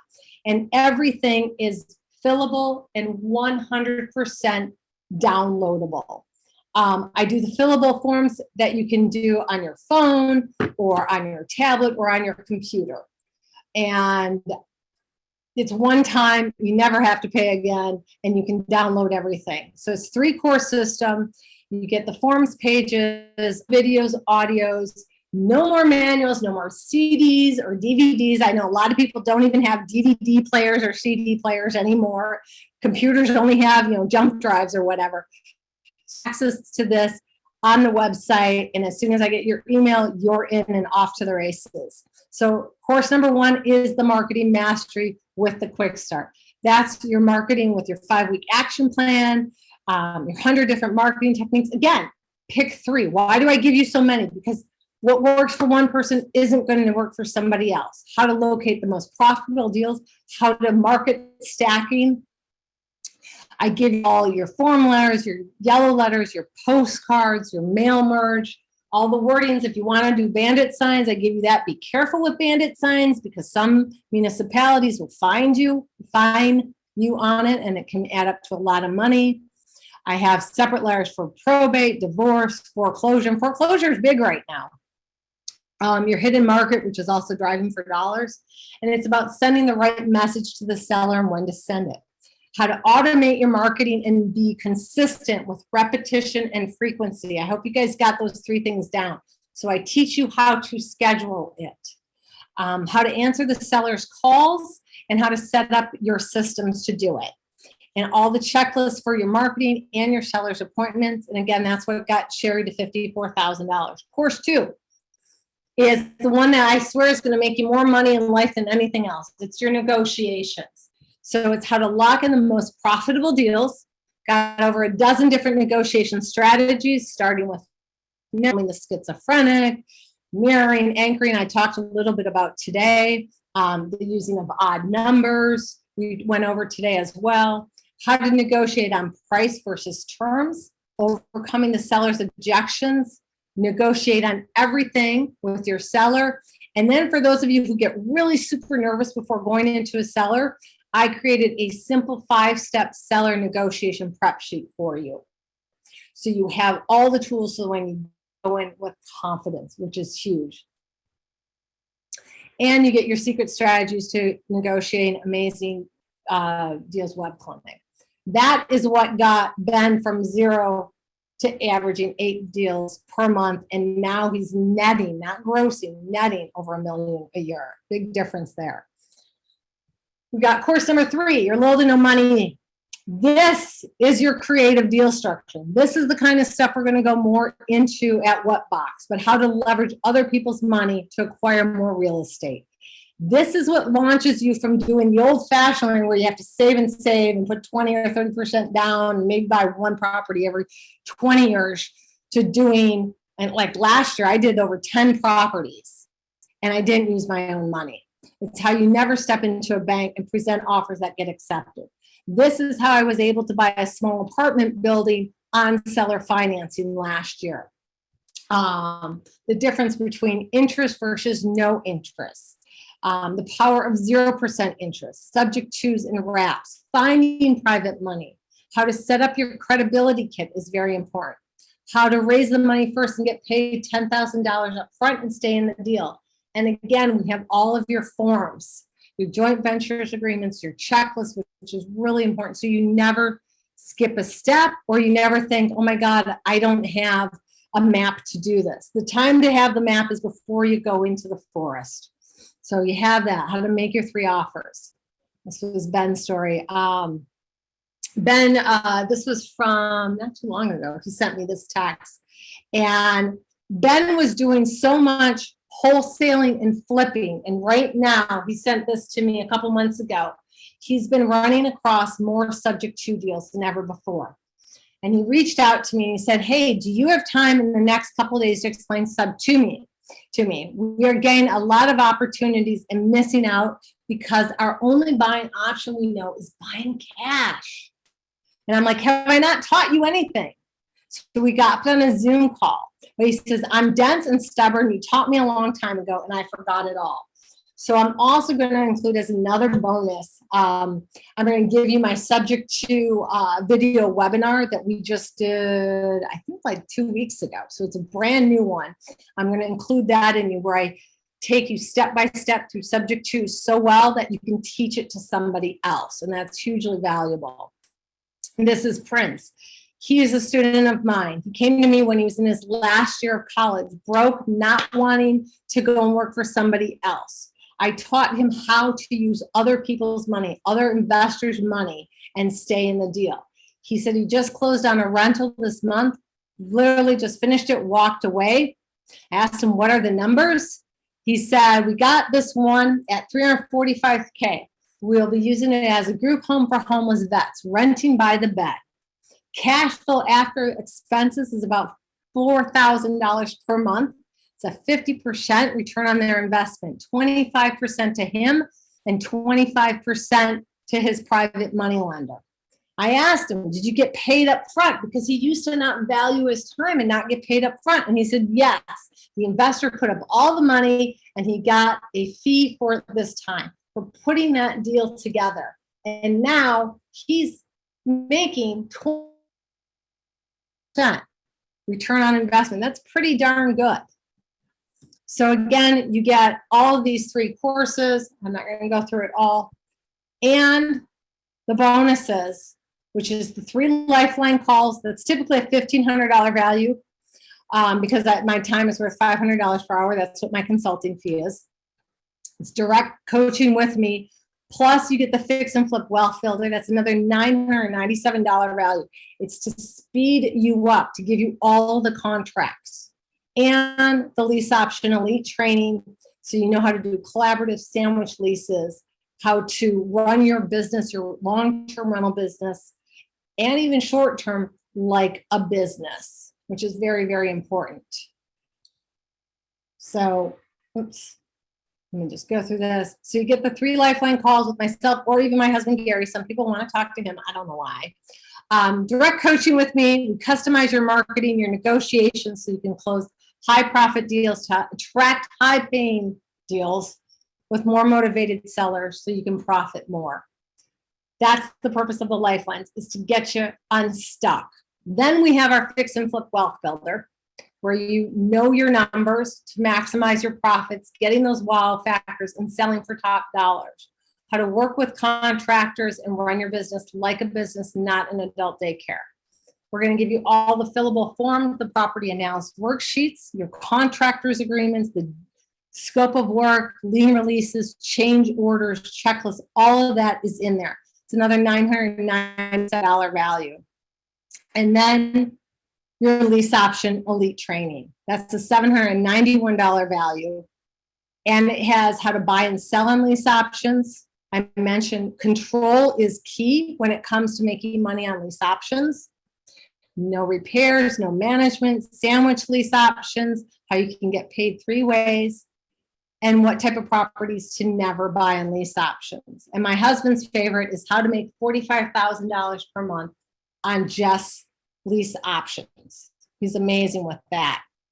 You get ironclad lease agreements, our rent-to-own templates, the killer itemized move-in, move-out sheets. I am transparent with my tenants.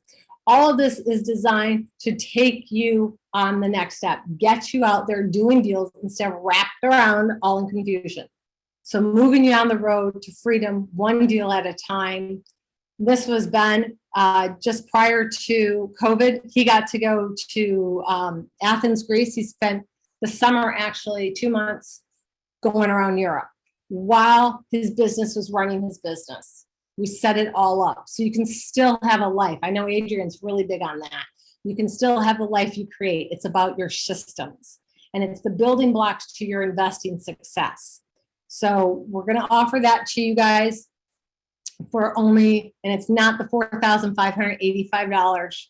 You're going to get all of this with the 3 bonuses, which more than pays for the course itself, for only $997.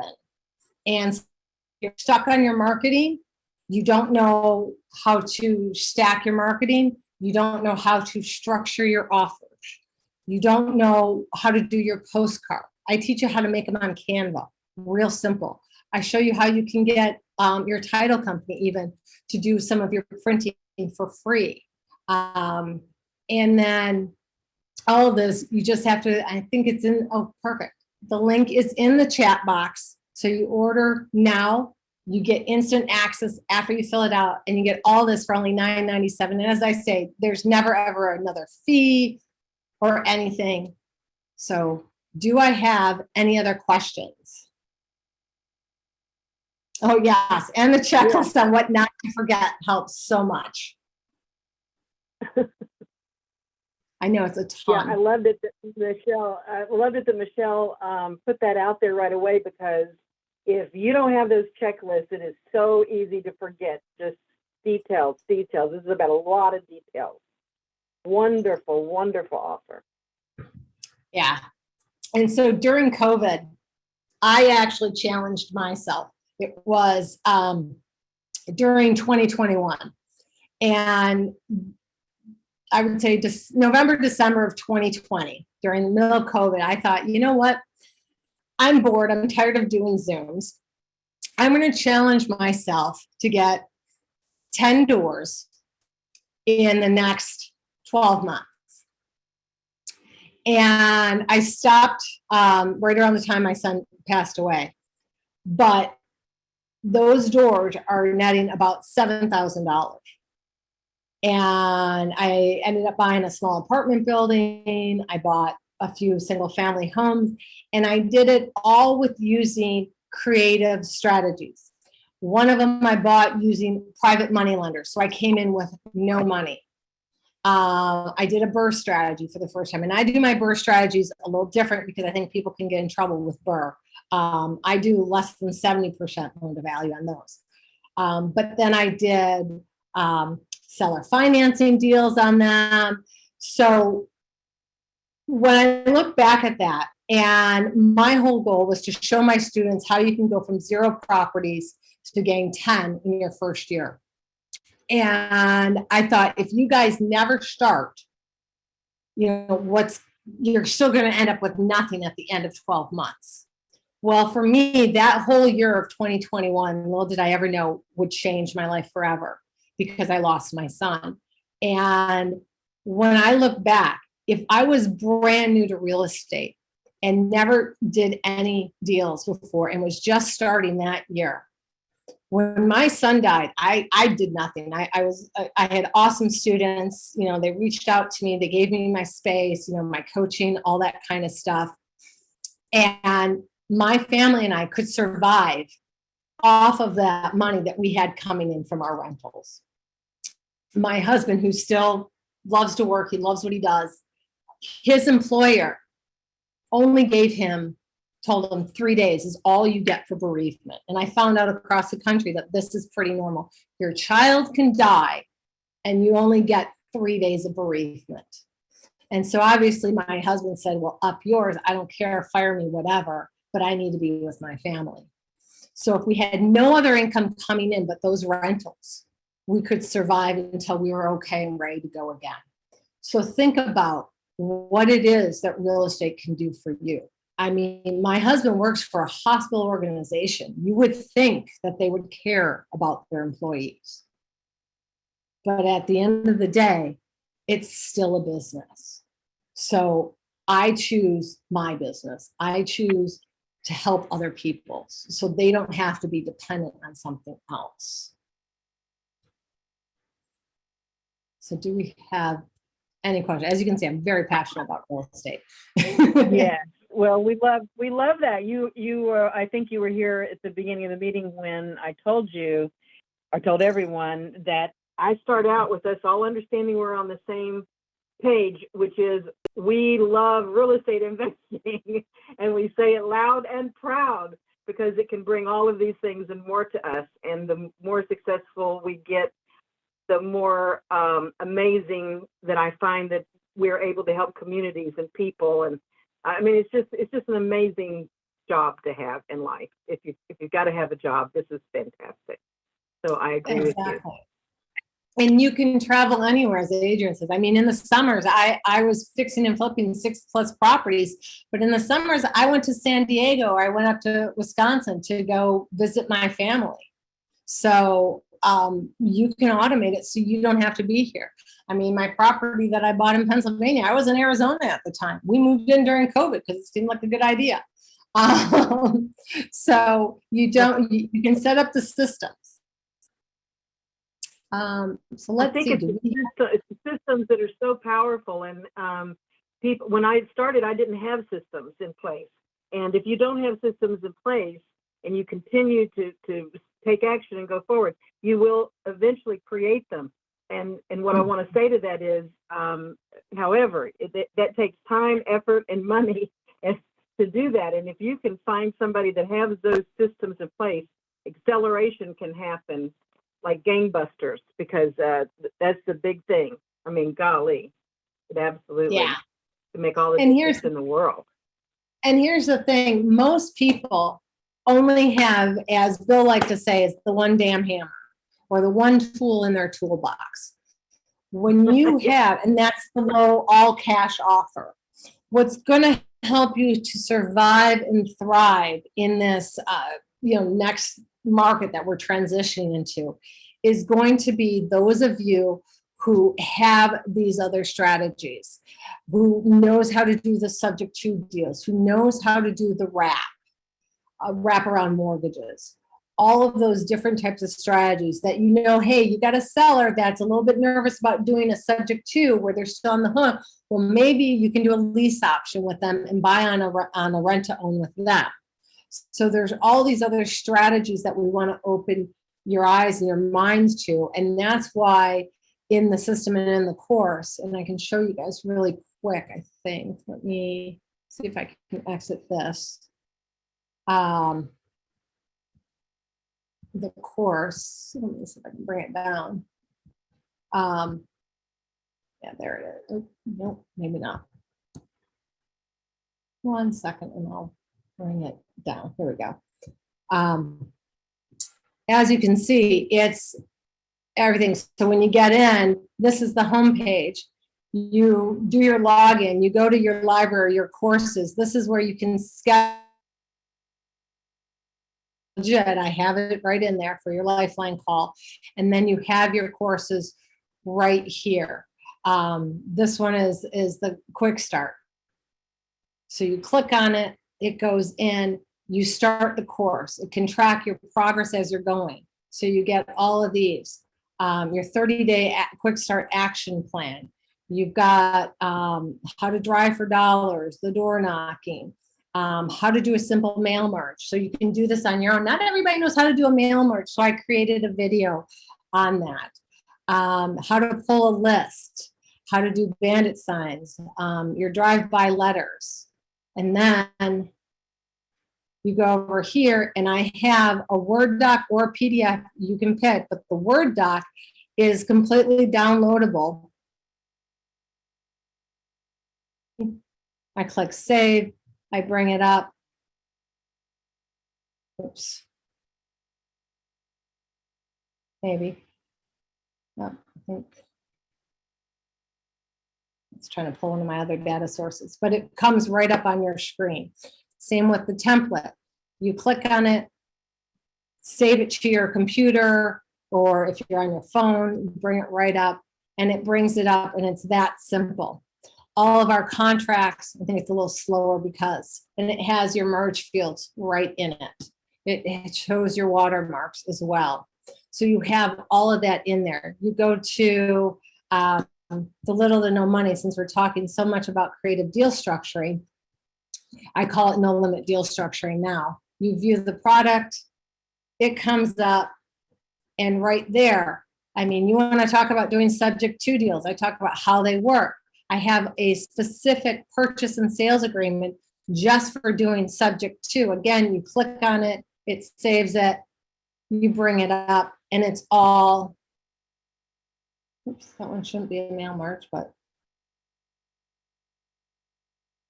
come on, oh, my computer is freezing up.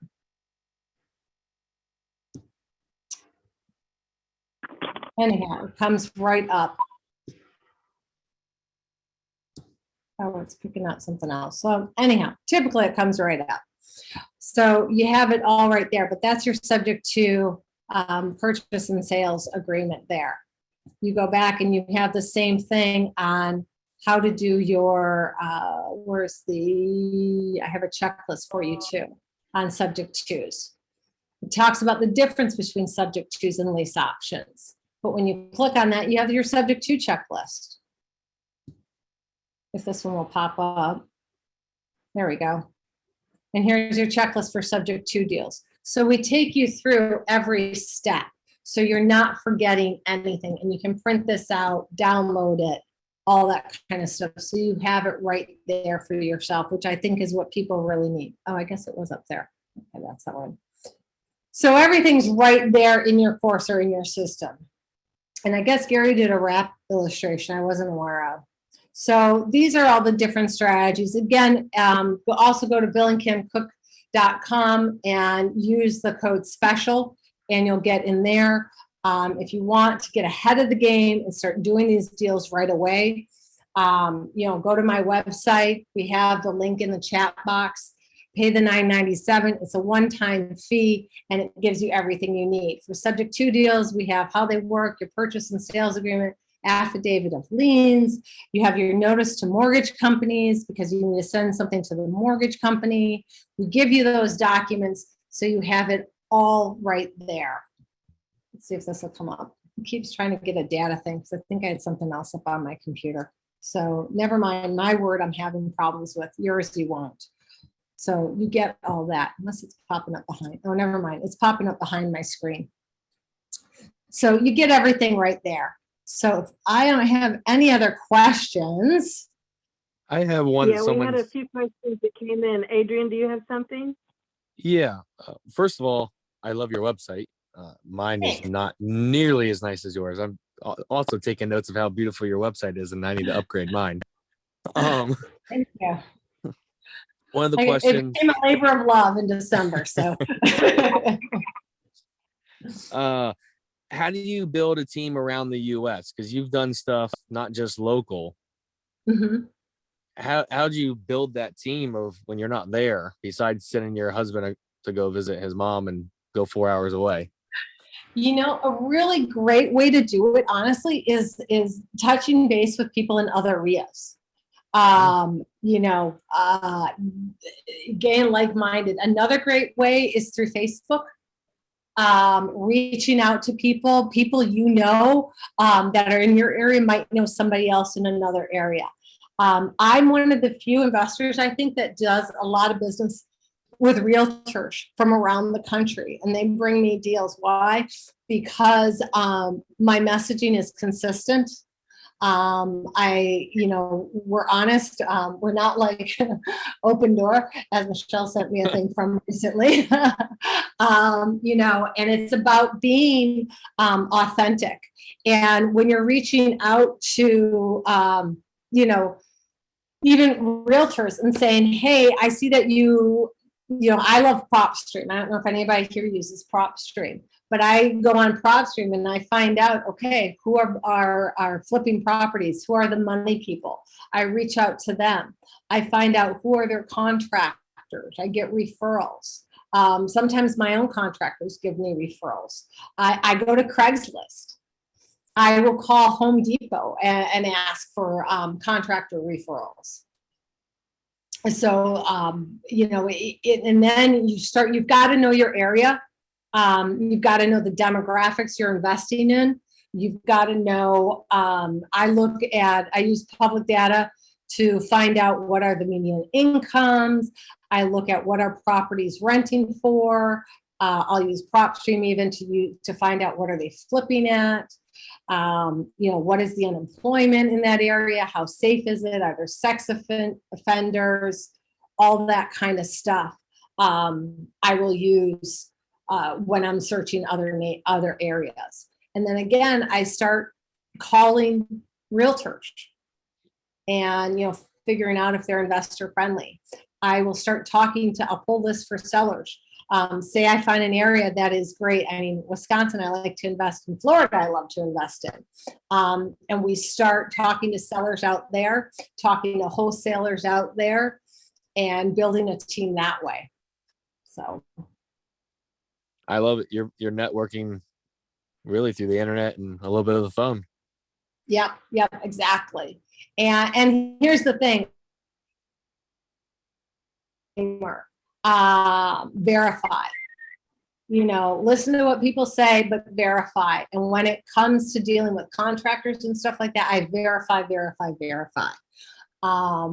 And nobody ever seems to ask them for referrals or not referrals. Oh gosh, what's the word I'm looking for? References. So I ask for references and I talk to other people that they've worked with. What do you like? If they say, oh, I love everything, I'm like, no, there's always something you're not going to agree on. How was that handled? I had surgery back in March, and when I was looking for a surgeon to do my surgery, I wasn't looking at all the great, they're the greatest, the best. I was looking for the reviews that when something went wrong, was that doctor present? So that's the same thing when I'm looking at realtors, contractors, whatever it is. When something wrong, what did they do? That's a nugget that most people may not have caught right there. I love that. When I read reviews, I look for the 3 and 4 star reviews the most. Those are the ones I quickly read. Yep. And I love how do they fix the problem. Yep. And I mean, I had a contractor that I thought I loved, and then we had a simple issue with drywall cracking. And he didn't want anything to do with it. And he's the one that did the damn drywall. It wasn't the painter. It wasn't any of my subs, any of that kind of stuff. He wanted nothing to do with it. Well, I cut him loose, because if he's going to act that way on a simple drywall issue, what is he going to do when something major happens? So yeah, I always look at what do you do when what are the reviews when something doesn't go 100%? So. Perfect. Liz, did you So have Maria, someone? Yeah, Yeah. I had someone that sent me a question for you, and it has to do with, if you're a beginner, okay, then this question is so important. So Maria, whenever you are first talking with someone, you've got an idea, they want to sell it, they might want to sell it, they're if you're brand new, you're just now talking to them, what are the first 3-4 things that you really say to them to start getting them to connect with you and to talk to you about it? I just say it sounds like you have a great property. Why would you want to sell it? And then I go silent. Silence is your friend. You need to ask a question and then stop. Don't ask 1, 2, 3, 4 questions. Ask the question and listen. Count to 10. They will divulge more information because that silence, that remember when I tell you that the money is in that feeling of uncomfortable, they are just as uncomfortable, and they're going to start just regurgitating everything. So when I first have a seller on the phone, I'll just ask them, hey, it sounds like a great property. Why on earth would you want to sell? Or I'll say, I really don't think you want to use me. Why not list it with a realtor? You'll probably get more, but you're going to have to pay commissions. It might take a little longer, and you'll probably have to do some repairs because they're going to want to do an inspection, and then they come back to you. So what is it you say, Gary? I am qualifying myself by disqualifying myself, which is really huge. Yes, I've definitely used that technique myself in lots of things, different ways. Yes. It's a big deal. They seem to just trust you more if you're telling them these things right up front. They just seem to, like, their mind opens a little bit more, I think. Mm-hmm. I mean, if you think about it, and those of you who don't know Open Door, look up Open Door. They just got fined, I think, $42 million by the Federal Trade Commission because they weren't open and honest with people. I'm open and honest with them. I tell them, look, I'm probably not going to give you the most for your property unless you can take it over time. I said, but if you want to be able to move on, or if you want peace of mind, I mean, I'm dealing with a lady right now who the realtor told her she had to declutter her house and do all this stuff, and she couldn't take her mom's light fixture. Meanwhile, she's got another property that she inherited and she's trying to move into, and that was a hoarder property. So she's overwhelmed. And I said, look, I'm not going to be your highest offer, but if you can take a little now, what do you need for repairs? Remember, I said down payment solve problems. How much do you need for repairs? It was like $20,000 or $25,000. And if you can take the rest over time, you don't have to clean out your property. You don't have to do anything. I'll take it as is. And that means more to them than getting full priced on the market, cleaning out their property, staging it, all this and the repair. She's like, look, I'm not repairing this property. I'm not going to do anything to it. I said, well, your realtor's probably already told you that they're going to come back and want repairs or concessions. We try to make sellers as comfortable as we can too. Like we say, at any time you don't like what we're saying, please stop us and let us know what you like, what you don't like. Because we want them comfortable saying no, because if you get them saying no to things, then you're going to sift out that one thing that, if known, will change the whole complexion of the deal. And that's what you're using the no for.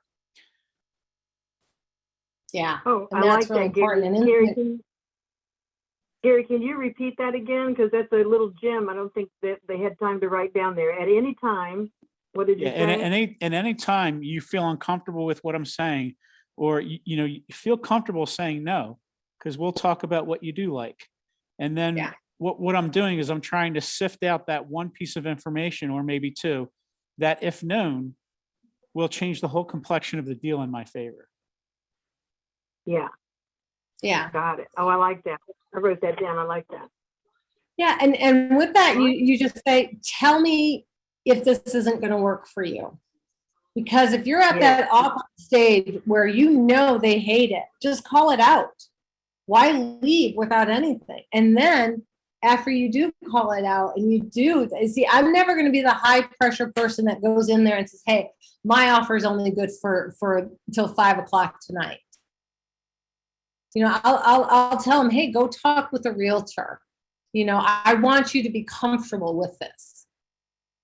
And that's and then I follow up. And the other thing I do that I haven't told you guys is, and this goes back to that whole marketing and follow-up piece, is after I talk to that seller, after I leave them an offer, I go home and I write out a thank you card. And all of my stuff is branded. It's like this seafoam Tiffany blue or whatever.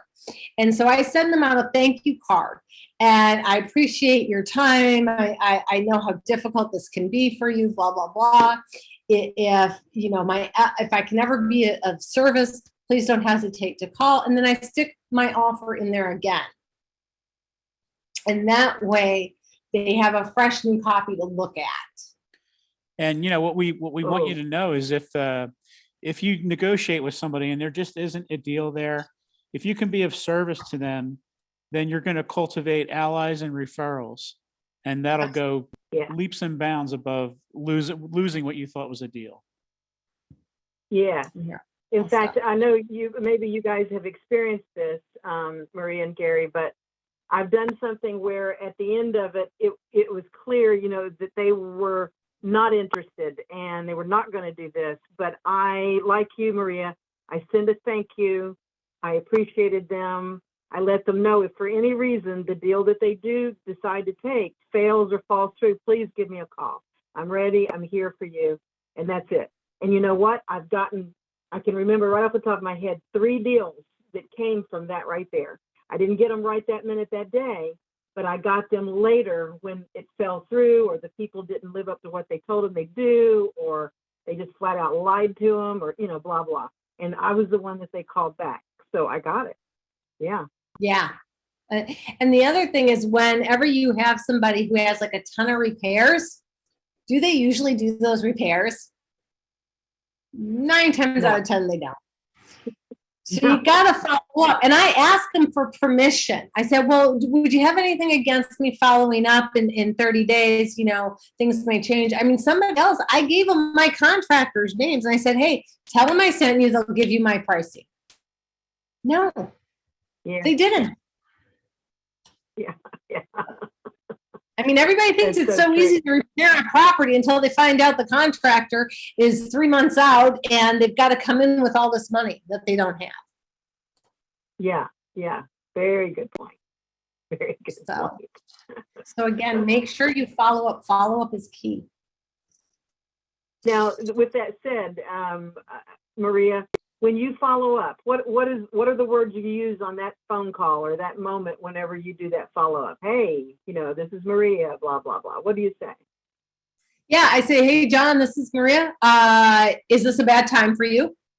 Because I, first of all, don't want to be calling them if they're in the middle of something. So I use a strategy where the no favors me and it empowers them. Is this a bad time for you? No. Okay, I just want to make sure I'm not catching you when you're busy. I just wanted to follow up with you. Did you have an opportunity to call my contractor, Sean? Or, you know, are you doing the work? How are things coming along? Is there anything else I can help you with?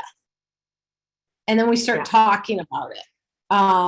You know, I know you said you wanted to close quick. Have you had any interest? Have you had anybody else? You know, that kind of stuff. Well, as you know, my offer is still good. You know, we can talk about it again. Why don't we set up a time to meet? Whenever possible, I try to do it in person. Now, when I'm doing it from a distance, almost everybody now is familiar with Zoom. So I guess that's the good thing about COVID. Is I have grandparents that know Zoom because it was the only way that they could spend Thanksgiving or Christmas with their families, kind of thing. So for once in my life, and I never thought this would be possible, I'm able to do a Zoom call with an older seller or whatever and negotiate right over Zoom. Gary and I did that on one of our properties in 2021 that we bought, where we did a Zoom call, and the guy was in Florida actually, and his mom was up here, and it was his mom's rental, and he was handling it for her. So, and he just and we're doing a seller finance deal, and he wanted to see me. And he's like, well, I'd love to meet you in person. I said, well, let's do a Zoom. Totally cool with that. So he got to see, the whites of my eyes and who I am. And that solidified the deal. And we got it done that night. And that was after going back and forth for a couple of weeks. So, and here's the thing. You guys will have a much easier time. And I'm not sure if I'm going to show this deal at what box or whatever, but this is a guy who went out and bought one of my books, and where I talked about multiple deals and all this other stuff. So he came to me, and I talk about making 2 or 3 offers. He made me 6 different offers. But I say, I never ask for interest, so it never comes up. Well, what's the first thing he asked me for? It was interest. But my interest we ended up settling on was 2.5%. That's free money, especially now that rates have gone up. So again, Wow. You have a much easier time. I don't know about you, Adrian. You have a book too. So I have not had that happen yet. Oh, just wait. Everybody's Googleable. So make sure Google yourself, find out what's coming up.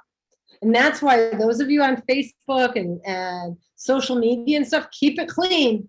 I know there's certain stuff that's kind of funny. But again, your sellers are going to Google you. They're going to Facebook stalk you. They're going to go on, TikTok and all that kind of, because I've got a Facebook page. I've got my business page, Real Estate Profit System, on Facebook. I've got my TikTok, The Real Maria Giordano. I've got my Twitter, and I've got my Instagram. I keep it all very PC. Which builds the rapport. Exactly. I think one thing I love about the way you're teaching is it works for everything, because Liz has mentioned a few things that she's already done that you're doing. I've done some of it. Liz and I do different types of properties. You talked about apartments. It works for everything. It absolutely does. The Gloria's mom's property that she lived in next door, mobile home, not even a house. Love it. So, Not even a house. not even a It house. works. It works at Pep Boys. It works at, well, Sears is out of business, but used to work there. But any store you go to, Pier car 1, dealership. I negotiated on a lamp. At Pier 1. I got $50 off. But the woman loved it because she was from Brazil, and they do lots of negotiations in Brazil. We got like, what was it, 8,000 or 10,000 off the roof. Yep. Wow. My daughter, Aria, who graduated from the University of Iowa for law school, she got the University of Iowa to pay for all of her tuition. She got a full ride by going in and talking to, and she was the only one that went in and talked with the financial aid director when she went to visit the school. And she said, I love you. It seems like an amazing school, but how am I supposed to pay for it? She made her problem their problem. And then she was silent. And I mean, Iowa is ranked, I think, 22 or 27th in the country for law schools. And she got a full ride just by going in and saying, how am I supposed to do this? She complimented awesome. them in that. So my other daughter, I told her, look, we'll do this car lease and stuff, but this is what it's got to be. And I showed that actually example at what box. So. That is awesome. Wade, did you have a question, or was that an accidental unmute? No, Yeah, I that's what just I was going to wondering. comment that the power of silence, it's just the key. It's the key. Mm-hmm. So many salespeople. Somebody the other day, I said, man, I wish this guy would just shut up. I'm not going to buy anything because he won't stop talking. It definitely is the key. And if you're not good at it, what you should do is do 1,001, 1,002, up to 1,010 before you ever say a word. And I guarantee you'll never get to 10. No. Yeah, that's right. Not at all. And that's the problem. When we're nervous, we talk more. It's a human thing. Most people, when they're nervous, talk more. So let the seller be the one doing the talking. We have a question from Dory. Dory DeLuca, are you back? She had a question for you, Maria. Okay. Yeah, I'm here. Oh, there you are. Okay, there you are. Hey, Dory, let it go for Maria. What have you got? Well, I was looking at your numbers and you said start with 70%. So that means you're 70% of ARV. So that means you're taking 30% off. Does that include profit and a couple other things? Does it include 2 sets of closing costs and maybe carrying costs? Or so what I'm doing is I'm taking, and this is for a flip. So if I'm going to flip, I'm typically taking 70% or 30% off, and then I'm subtracting my repair costs as well from there. And so that's how I come up with the maximum number I can give. So using my other example, say the property's $200,000. That's the after repair value, already rehab, drop dead gorgeous, what you would put it on the market and sell it for. Multiplying that number by 70% gives you 140,000. Then say it needs another, just say $40,000 in repairs. The max I can offer is 100,000. So I'm going to anchor that seller, tell him, look, you're going to hate me. I can't give you what you want. I can't even come close. I don't want to tell you. Promise me you're not going to throw me out, kind of thing. And once they say, hey, no, I want to know, then I go back and I say, well, the most, I can do is probably, and in the case of a $100,000 offer, I'd probably start around 72,000. So that gives you room to come up with. So that gives you space to have a profit, to take care of repairs, to take care of holding costs, so that you'll have a nice chunk at the end. Yeah. What about the 2 sets of closing costs and finance? Now, there's not 2 sets of All closing. figured Well, in. that's all Well, figured in. Yeah, I see what you're That's saying. figured in. That's figured Now, in. the other way you can do it, huh? And profit? Yep. Yes. That's why if you start at 70%, you have of what the after repair value is, you have all of that in there. The other way you can do it, and I teach this in our courses, is I like to look at a property and go, okay, how much do I want to make? And I typically won't do a property, your average home, unless I'm going to make $40,000. That's usually my starting point. And then I usually use 12% for what my costs are going to be. And that includes commissions, because I'm not a realtor. I usually use a realtor. Although in this market, I've sold my properties, traditionally without a realtor. And then my closing costs, my holding costs, all that is figured into that 12%. Now, if you're in a county, and I don't think Polk County is it, correct me if I'm wrong, I could be. If you guys also have a real estate transaction tax, I add that on top of the 12%. So where I'm at in Pennsylvania, we get a real estate transaction tax of about 1.7%. And that's of what the property is going to sell for. It's added on. So, that's something we can go over on a lifeline call. You get a property you're interested in, we can figure out the numbers if you're nervous, that kind of stuff. So I hope that helps.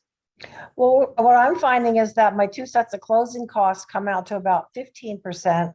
My holding cost 5%, my financing cost 10%. It doesn't leave much profit.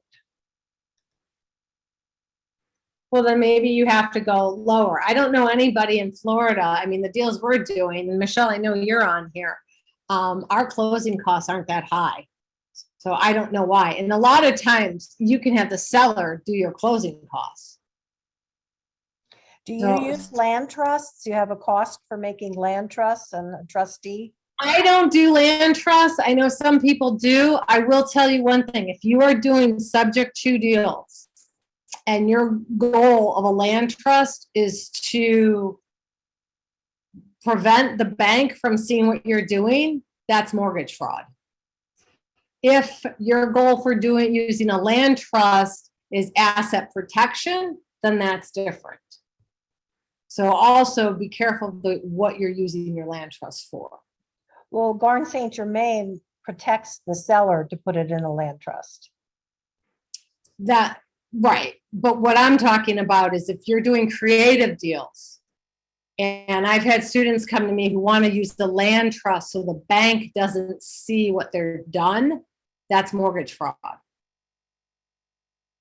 Because you're trying to dupe a bank, and that's a felony. I'm just putting that out there. But this is kind of a rabbit hole. And in a subject too, you're getting the deed, but the mortgage is staying in their name. So if you do a land trust, they could see that as fraud.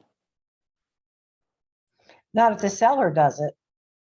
But the deed is no longer in their name. If you're covering up what you're doing by using a land trust so the bank doesn't find out, that's mortgage fraud. No, we send the information to the state. We don't cover it up, and we fully disclose. Yeah, Then with that's any different. private lenders. Yeah. If you That's fully different. disclose, Yeah, that's fine. different. That's different, yeah. So, I mean, I'm one of those people that I'm on the phone with the bank and I'm telling them exactly what I'm doing. I'm not afraid of the due on sales clause. And when you go to what box, you can ask Bill the same thing. He's not afraid of the due on sales clause. And we have a remedy for that we go over at what box as well. Many remedies. Many Yep. remedies. Yeah. So. Do we have any other questions? Thank you. Yes. Thank you, Dory. Appreciate that question. Before I go to the ones that I have that came to me, anybody else got something you want to ask direct right now? Or I throw another one in on the table here? Anybody? I have one. Can you There we guys hear go, me? Susan. Hey. Okay. Yeah. Let's say we're new and we're just starting out. Where do we find these leads that we're going to staff? What was your best, like if we were just starting out, what would you suggest, how and where to go get the sources for the leads that we're going to use? So there's a couple of different ways that you can do it.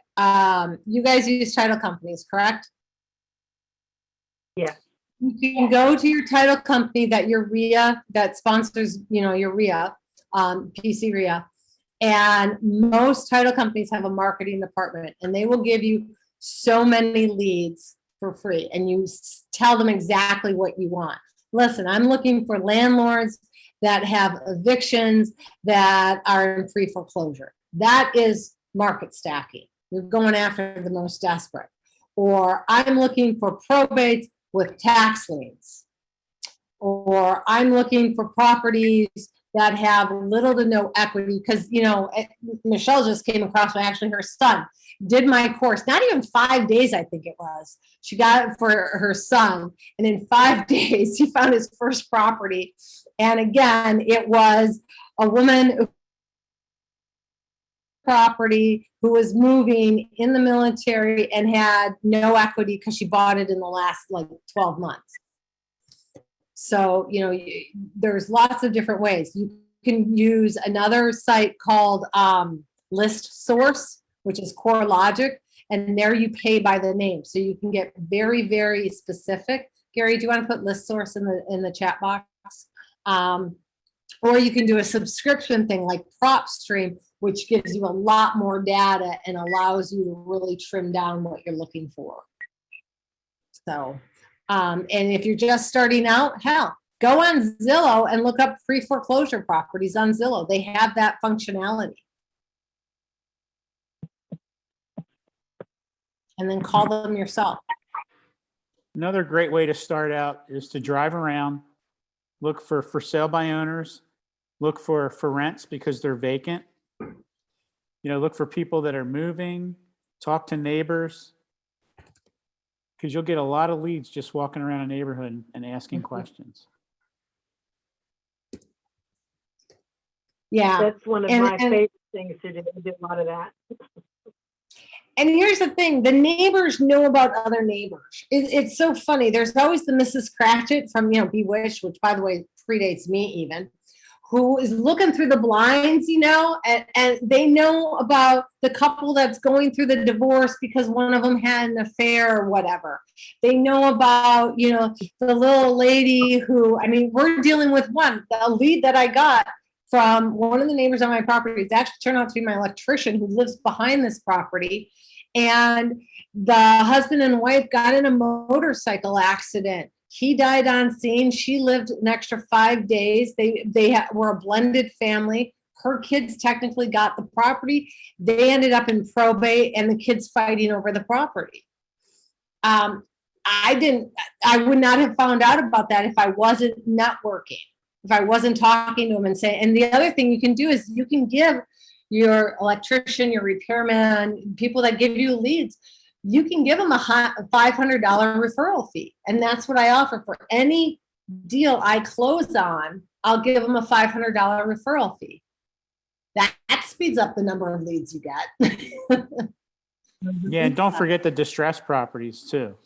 Yeah. You can knock on those doors and knock on the doors around them and across the street too. So does that help a little bit? Yes. And Yeah. I talk to a lot of new investors, because here we support our new investors and everything, and they can call us. And I hear from a lot of them, like, if they're in pre-foreclosure or something, they're very uneasy about what that situation's gonna be like in that, owner's home, and they don't really wanna knock on their door. Do you have any ways to break the ice? And I know you did say that you tell the one person that they're in foreclosure. How do you handle that if it's like an owner occupied property and they're there? That's a great question. Good question. What you do is you knock on the door, and usually there's not a for sale sign in the front yard. They're in foreclosure. They're suspect of you knocking on their door. You give them space, like you take 10 steps back and you say, I was looking for a house in this neighborhood, and somebody told me that there's a house for sale that has a white garage with blue shutters. Is that this house? Is your house are you interested in selling your house? Very, very unassumable, and try to get them talking. Mm-hmm. Awesome. That's what I do, but I thought maybe you guys had something. I love this neighborhood. I want to buy a house in this neighborhood. Anybody has one for sale? Yeah, when you do it as, and this is one of the reasons why when I do it, and I like to step back and I'll point down the street. Yeah, there's a house on the street, and he told me that there was a property on this block for sale, but I don't see any sale signs. But he said, like Gary said, it had, blue shutters, and it looks just like this. This is going to sound dumb, but you wouldn't happen to be interested in selling your property. I love this neighborhood. And then if they say no, I said, okay, well, would you know of anybody who might be interested? And you just start having a conversation. Then ask them, well, why would you live here? You could live anywhere. What is it about this neighborhood that you love? What can you tell me? Are there a lot of renters? Are there, that kind of stuff? And you start getting them comfortable. But you got to give them some space at the doorway. And here's the other thing. You guys are like us in Arizona where you got a lot of sun. Take off your sunglasses. Bill Cook once told me that it didn't matter if I was wearing sunglasses. So, of course, I had to disprove him. And he says, you're a girl, it won't matter. So I did an experiment. I knocked on a few doors with my sunglasses, and then I knocked on a few doors without. 100% change. People want to see your eyes. They want to see the whites of your eyes. They want to see, can I trust you? And they don't want to see the reflection in your sunglasses. And it doesn't matter if you're a man or a woman. So take your sunglasses off.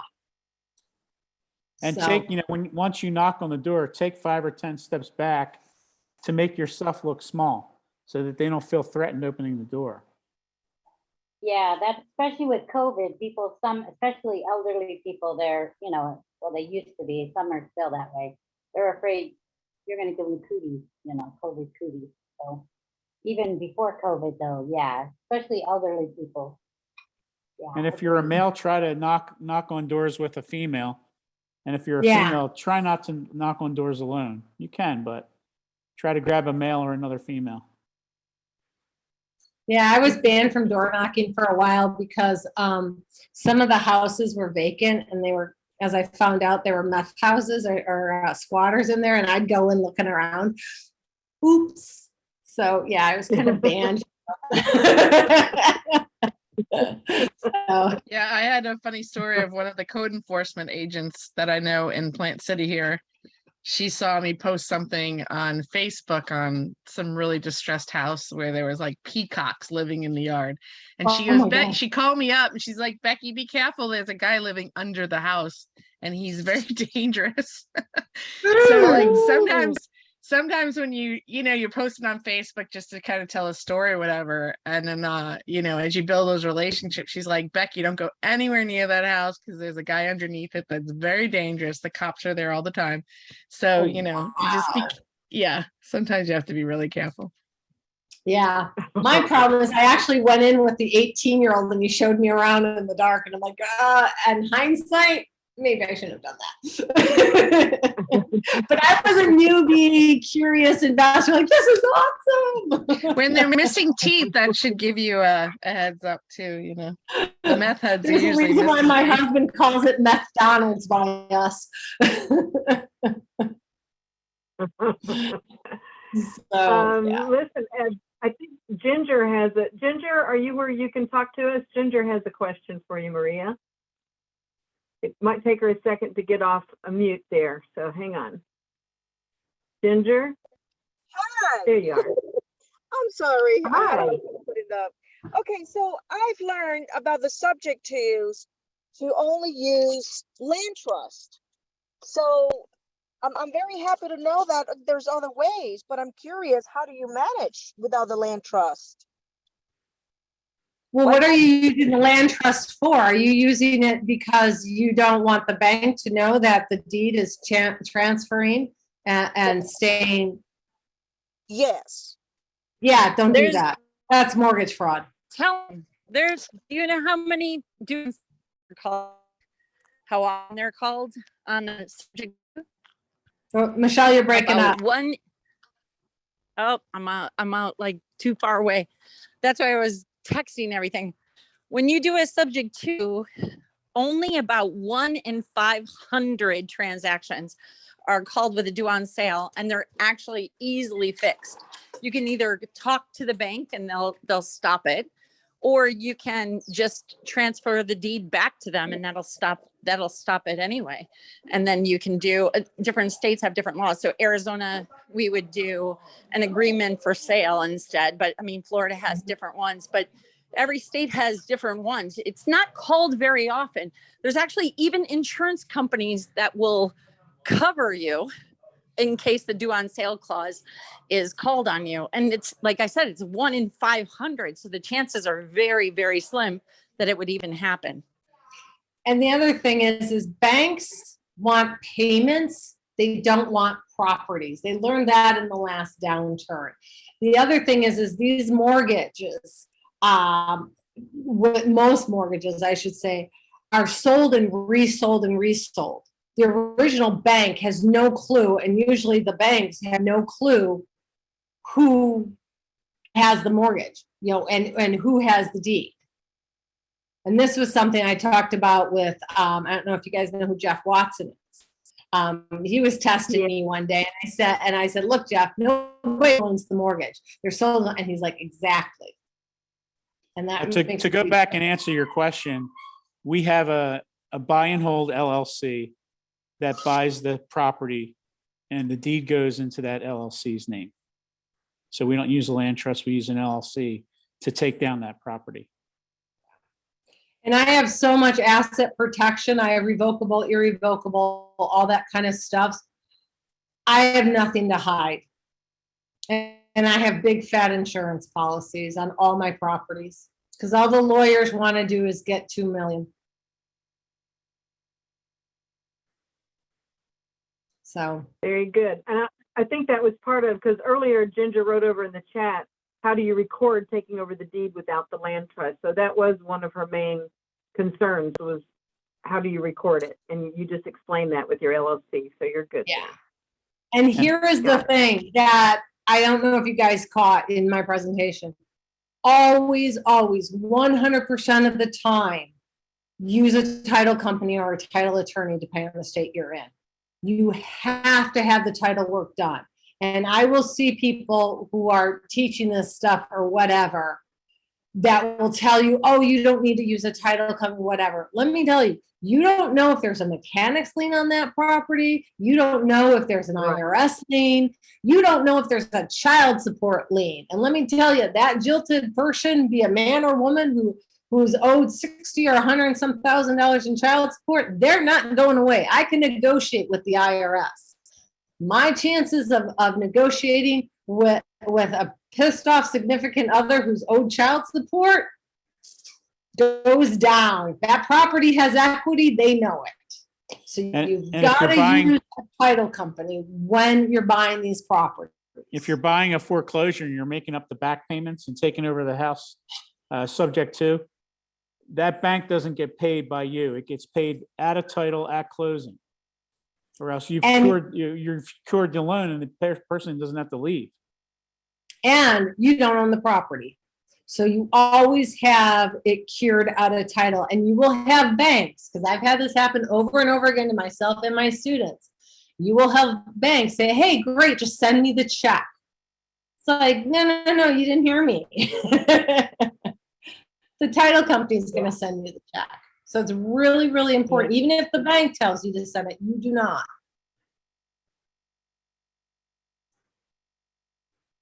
So one thing I'm curious about is, because I know Michelle has worked with you, over in the chat, she says something, Maria, here you need to explain. It says, tell them about the curve.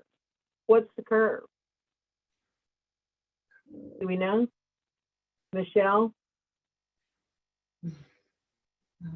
When you work with people who are when you're going in after people who are in pre-foreclosure, the first part of there's a curve with their whole process, because the first part of them getting into pre-foreclosure, they think, oh, it's going to go away. I'll be able to fix this. I'll make sure everything goes, according to plan. And then there's a big space in between where they're just in complete denial, where but what Maria does is it's perfect. Because if you hit people at the beginning, when they first get their, when they first go into foreclosure, what is that? I always forget the name of that. When they hit that. Forbearance? Yeah, the forbearance and everything. So when they hit that time, Maria, she will get in touch with them. Remember, you're building a relationship. You're not there to close anyone. You're not there to make a deal. The first time you talk to anyone, you want to build a relationship. And so you just start touching base. You're going to 70% of the time when you get a deal with somebody who's in foreclosure, it's going to be towards the end, closer to the time when they're getting really close to when they're, everything's going to go on auction. They're like, now they're serious. Now they realize, the clock is ticking and everything. So if you've been keeping tabs with them, touching base with them every week, that's really important, because they'll either sell to you at the very beginning. There's a few people who will sell at the very beginning of being in foreclosure because they're like, I just got to do something now. But then there's this big, long space, this big curve where they're not going to do anything. And then you're going to get a big bunch of those people who buy towards the end when the house is right about to be auctioned off. So it's really important to build, to watch that curve. If you don't get that sale at the beginning, then keep touching base with them all the way through this process. Every week or every 10 days, just say, is it okay if I just keep contacting you? And just checking on you and seeing how things are going for you. And most of the time they'll be like, oh yeah, you built some rapport and stuff. So just call them every 10 days and say, hey, I was just calling you, Maria, to see how things are going. Did you find an answer? Did you talk to the bank again? Did your uncle lend you that money? Whatever they were doing. I always think somebody from the family is going to give them the money. Yeah, everybody thinks the uncle's going to give them the money. There's always Like And somebody's gonna give this them is money. a question that we got is, well, then why am I not doing it when they're 90 days out or closer to the auction? Because a lot of people think you're wasting all that time and maybe, Oh, no, you know. you're building stamps. rapport. Exactly. You're building rapport, you're building trust. If you just Exactly. come up when they're about to go to auction, chances are they're not going to want to talk to you. You don't have that rapport. It's harder to make a deal happen. Whereas instead, when you're there through them throughout the whole process, now they're scared and they know that they can talk to you and they know that you've been there with them. And that's really important because that's why we say the money is in the follow-up. How do you make yourself stand out, Maria, to all of the plethora of mailings that they're getting, you know, as they go into list pendings and everything else, that all is starting to build up. So how are you making yourself, I understand you've done this rapport thing, but how are you making yourself stand out to them? Well, for one thing, so like this is my postcard. That and all of my stuff is like this teal blue. And so even my envelopes that I send out my other marketing in is that teal blue. The other thing is during COVID, I rewrote my one of my direct mail letters to hidden market properties, meaning properties that the seller doesn't know it's for sale. And on that, I'm very specific on my wording. I let them know that, you know, if you own it, you can sell it, even if you owe too much. That, you know, no commissions, no real estate fees, because that's really important, because that's where Open Door and OfferPad and a lot of that stuff is. They don't do a real estate commission, but they do a fee. And I put in there, you know, no repairs, no showings is huge for moms, because what mom wants it to be Sunday morning and their kids just had a sleepover and you know, they get a realtor that calls them, hey, we got a showing in 30 minutes. And they're looking around and they're making pancakes. They're all in their jammies and the house looks like a bomb just went off. You know, I've been there. I know how that works. So are the problems that the seller might have. And so I address that right away in my letter. And I think that really makes us stand out. And then we follow up with a phone call. We have like a VA or an assistant that within 3 or 4 days of when that letter went out, will call them up and say, hey, this is Maria. I'm just calling to see if you got my letter, kind of thing. We're very interested in your property. That right there, along with that newly worded letter, has shot up our responses over 21%. And again, my lists are very precise. I don't want 5,000 mailings a month. It's like casting a net out there and hoping I capture something. You know, when you're out there and when you're out there and you're doing deals long enough, a lot of stuff will come your way. Yeah. Without even you asking for it. Yep. And then I tell them a lot at a time that's convenient for them. Go ahead. Sorry. No. I was just going to interject that I know a lot of people who are just starting out, any of us who started out, sometimes we may find someone who seems interested in selling. They seem interested. That is very different than being ready to sell. Okay. And so I've had lots of beginners try to dwell on that one that seems ready, but everything they try, it's not working. The person they need the money. They're moving out of state. They got all these reasons that they need something other than what I'm able to offer them. And so what I'm saying to you, Maria and Gary, is that we have to recognize if they are a motivated seller or not. Right. And if they're not, they're just not. And so go on until you find one. You're wasting a lot of time if you don't otherwise. Would you say, I'm sure you'd say the same thing about that. Yeah. So here's the thing. There is a difference between a seller that like Gary and I are not motivated sellers. Our property's on the market. And where we live, we're in the 0.2% of the market. And, you know, we've had lowball offers and stuff. And our realtor right away tells them, look, they're not a motivated seller. They're moving because they want to, not because they have to. A very different conversation. And so when I'm talking with a seller, I'm finding out what is their motivation. You know, that woman who inherited her father-in-law's property, you know, she's doing 2 different houses. The school year's coming up. She's got a realtor telling her she's got to trash out her house and stage it. Can't take her mother's lamp, and has another property that a hoarder had. As she said, if he could buy 1, he bought 10. That's a motivated seller because she's over it, and she's just like done. She just wants to move. And I said, well, you know, why don't you list it? You'll get more money. You'll have to pay a commission. You'll have to make repairs. And right away, when I said repairs, she's like, oh, I'm not doing that. I'm done. And I'm like, boom, motivation. Now, the ones that aren't yet motivated, follow up with, because a no today is not a no tomorrow. It's just a not yet. Yes. But don't just stay in it with them and spending all of your time and your wheels with them. Yeah. You'll just get more frustrated, right? Yeah. Yeah, exactly. Yeah. I put that on And a you might even follow-up. Yeah. Okay. And here's the thing, you're going to get those people, especially during COVID. I noticed this, that when they get you on the phone or they get you in front, they don't want to let you go. And they know if you're desperate and you're going to keep coming back, they're going to keep sucking you dry. I mean, they're like a leech on you.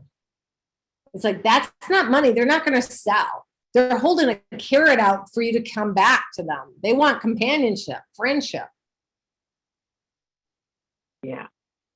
And Michelle put over there in the chat, Maria's letter, and it's your quote from your letter, keep this because circumstances change. In other words, keep this so you can call me when the circumstances change, right? Yeah. That's what you're saying there. Yeah, yeah. All my letters, I have a PS in there. And in it, I say, you know, if it, you know, please call me, even if you're not thinking about selling it.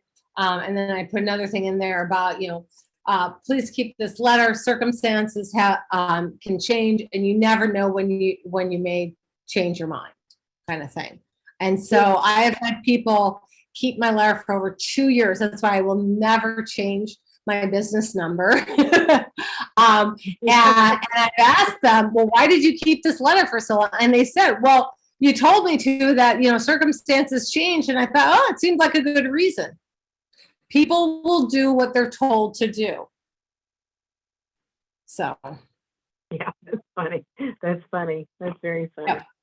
You know, I really got something out of this tonight from you when you said, I wrote it down in red letters here in my notes, a confused mind always says no. You said that at the very beginning of our tonight. And I just want to thank you for that, because you are so right in that. When you're sitting with people, if they can't understand what you're offering, then yeah, it's going to be a no, because that's the easy go-to, right? So I loved it when you said that. Exactly. And that's why, you know, if you're a new investor, rehearse it. Rehearse your offers. Say it to, you know, a nephew, a kid, whatever, your spouse, significant others, another investor. And that's what I do. I'll call up friends. So sometimes I'll call up Liz or Susan, but I need a little kid or someone younger. I love that you said, well, you would practice it with your kids if they can't repeat it back. Because obviously Liz and Susan are going to understand what I'm saying. And so I don't know how simple it is. Yeah. Exactly. And that's why I went to doing it with my kids. Because again, I can say it to Gary 100 times and he knows what I'm saying. I say it to my 16-year-old son. I mean, kids want to correct you. So they're hoping they don't understand what you're saying. So, and I'll tell them, hey, repeat back what I said. And if they get it, well, now my 16-year-old is getting so good at this, I'm having to branch out from that. So now I'm using my daughter's fiance, because my daughter knows this so well too. So now I use him. Here in Florida, we have a lot of seniors, so I can't, if I can't find any kids, maybe I can find a senior or two that I can let them by then. I love it. Wow, great information tonight. Anybody got any questions now? We can We'll sort of wrap this up with Maria. Don't forget, we're going to continue the meeting after the meeting, but this is your chance. If you got a question for Maria, let's have it now. Oh, good, Rosemary. So my question is, and I think you kind of touched upon it, I just want to make sure I have this correct.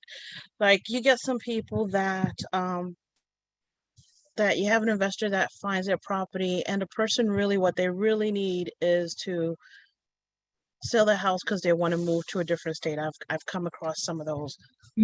How do you handle that, especially when a person wants to sell to buy another property the way the market is, that the property is more than what you're able to or willing to pay? Would you just recommend to them, just at that point you really stop and recommend to them to put it as a retail instead of trying to buy it wholesale? Yeah, so I never replace someone in the quicksand, and I never try to force a deal or fudge my numbers because I think that's when we get hurt. If I've tried to find out, well, what do you need? How much do you need?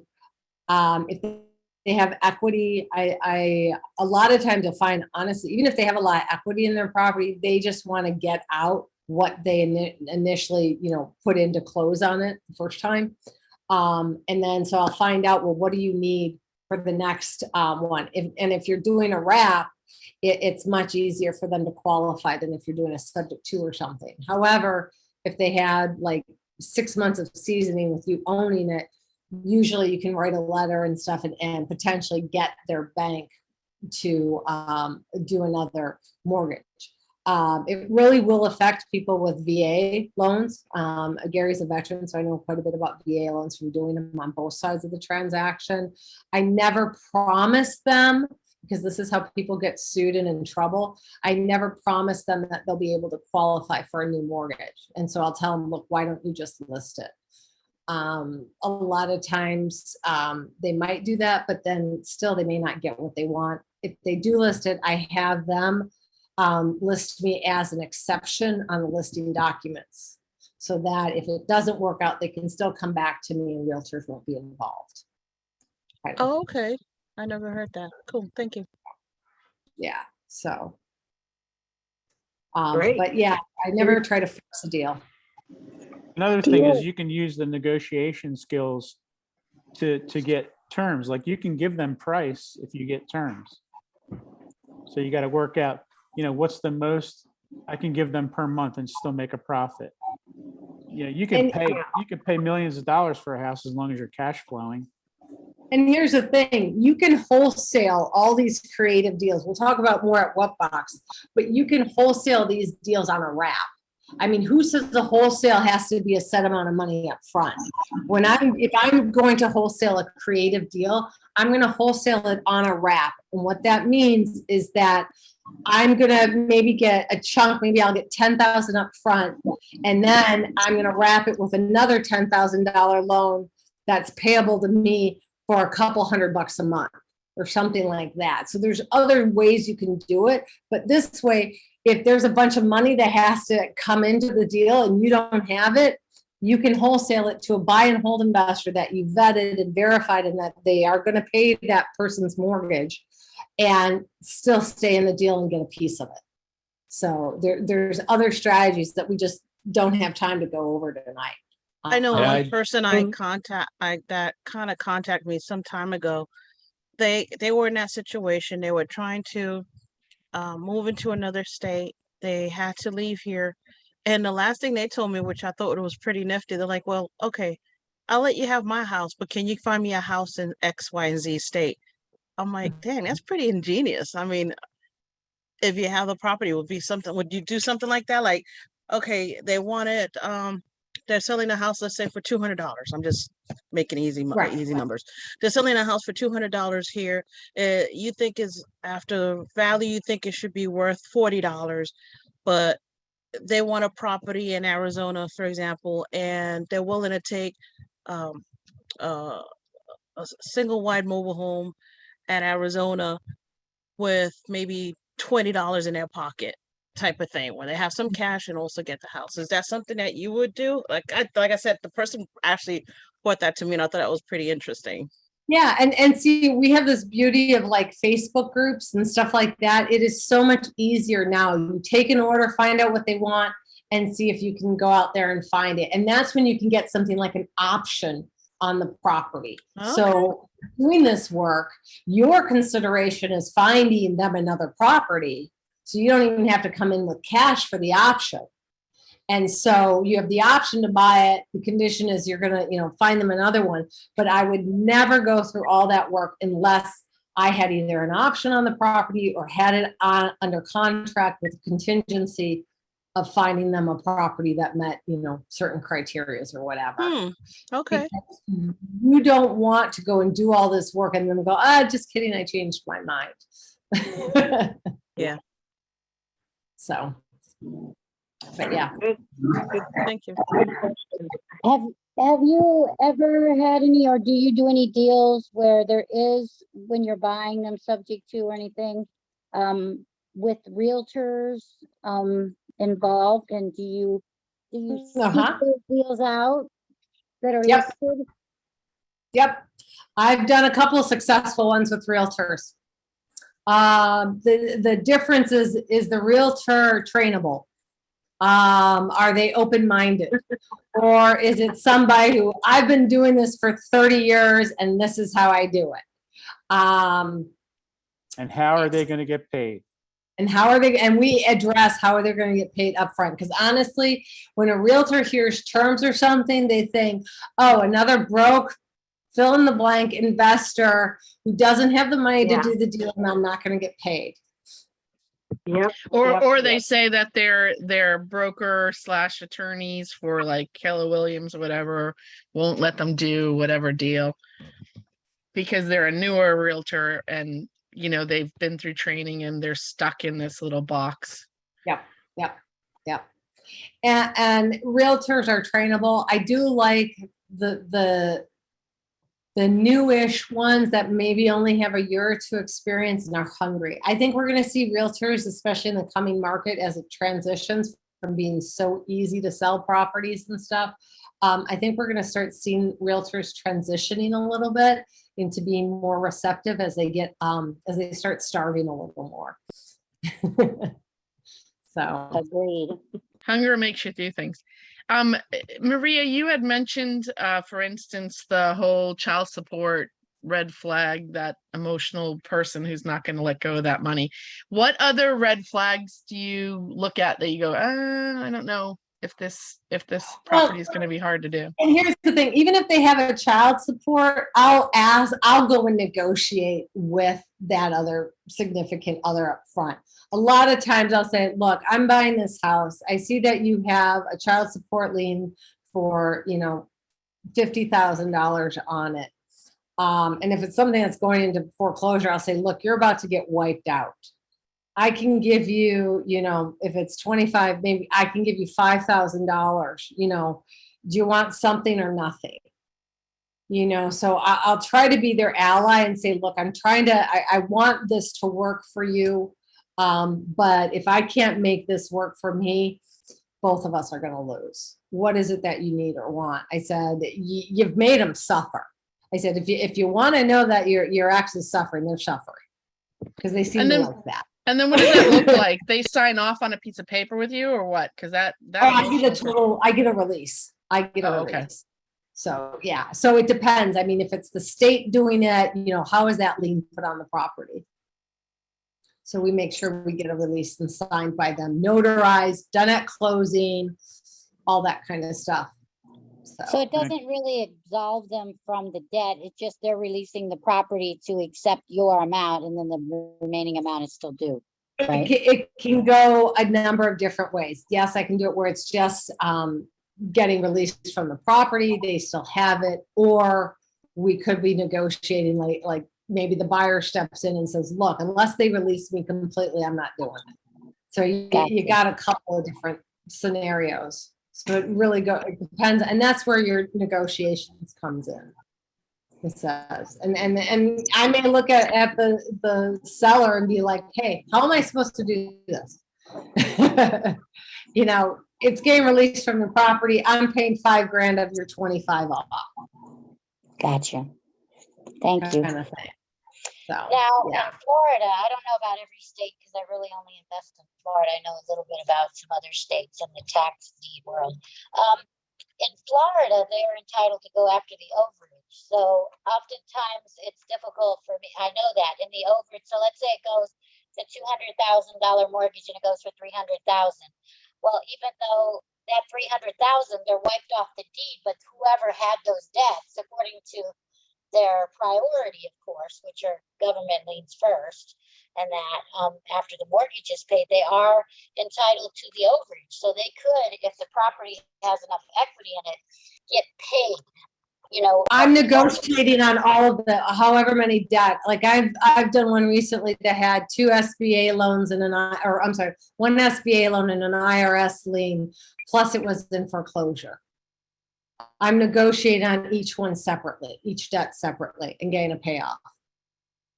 Great. When you get the payoff, they're not entitled to the overages. And here's the thing, if I'm doing a pre-foreclosure and I'm bringing it current and doing a subject to, the mortgage company is only entitled to what's left on the debt. They're not entitled to equity. No, I'm talking about the child support and the previous spouse is what I'm talking about. Yeah. But if you bring it subject to anyway, I was actually talking about if you were cashing them out, I guess, and selling. Yeah. Thank you. No worries. And here's the thing, guys, I don't want you getting so caught up in the weeds that you're thinking of all the different scenarios and not doing the deal. First, go out, find the property, negotiate the deal, have a problem, you got my course, my system, call me on a lifeline. When we set that up, you get my calendar link. You know, I'm there to be used. That's why I give you those, because I want you to get your deals. I want you to have this course more than pay for itself in the next few weeks. But the only way to do that is not going, oh, what if? It's what's next. You start with the quick start. You go through each thing. And as you're doing it, you're implementing. You're not going through 6 courses and then implementing. You know, you're doing, okay, we're going to do the quick start. It says, pick my 3. Here's my 3. This is my marketing. Maybe I'm unsure. Maybe I need to call Maria. Hop on a call. You send it out. Oh, I got this deal. I got all this information. How am I going to talk to this seller? Oh, maybe I need to talk to Maria on how to negotiate and deal stack. Perfect. Now you have the checklist for doing, you know, your subject to deal, your market, whatever it is. So you get all the tools there, and that's the whole point. I mean, we made the course more than affordable. I mean, honestly, you're getting 6 for the price of 1. And what's that? I said, absolutely. I was just agreeing with you that that's an awesome point. Yeah.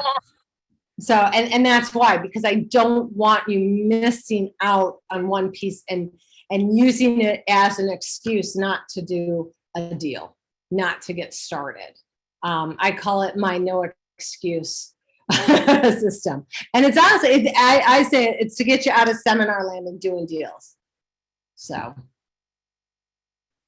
That's, I just want to say a couple of things here as we wrap this up. You see, first of all, I want to thank you, Maria, because we went an hour over here of your time and you stuck with us here. But you can see the interest that our folks have.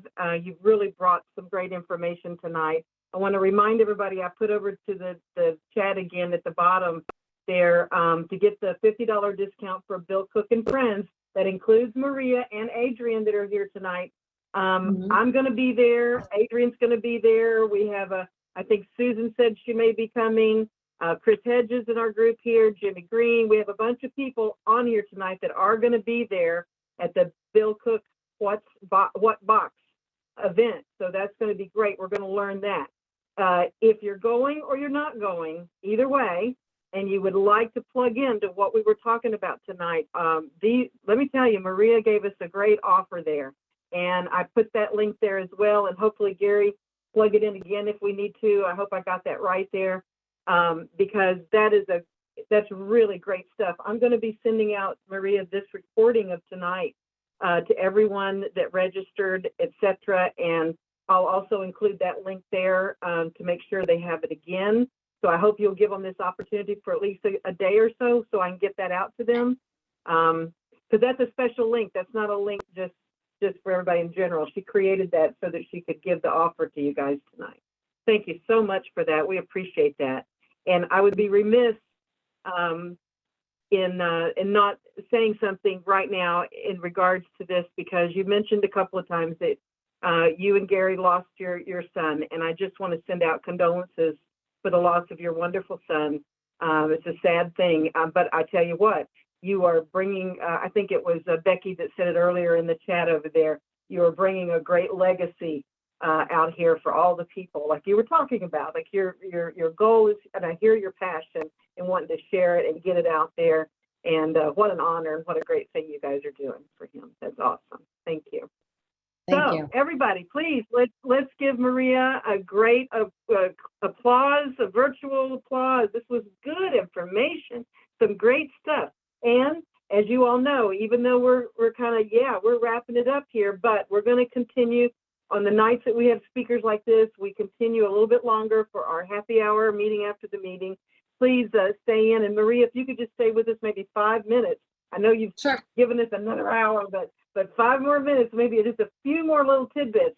I'm going to tell you something. She said a couple of things here that I'd like to point out in a minute. So anyway, for all of you that would like to, I hope that you'll stay on. And as we wrap this up and end the meeting, just remember that you are welcome to stay on. And thank you to all of those that participated tonight. You made it an even greater evening by speaking up and asking questions and putting it out there. Finally, in the true spirit of PCREIA's motto, which is investors helping investors, you saw a great example of that tonight. Maria and Gary are investors. They're us. And they were here tonight to share some great information free to you, and even offering you further assistance if you need it. So thank you for inviting us into your home tonight. Be safe and God bless. We're here for you, and we will see you at the next meeting. Yeehaw! Okay, that was good. That was so good, Maria. Man, Thank love you. that. Great stuff. You know, I always know when it's a good meeting, because if I look, and I got notes all over the place. I was grabbing some papers and I was putting notes over here and over there, and they're just wild. They're everywhere. That tells me I didn't have time to write down everything I wanted to. I love it. I love it.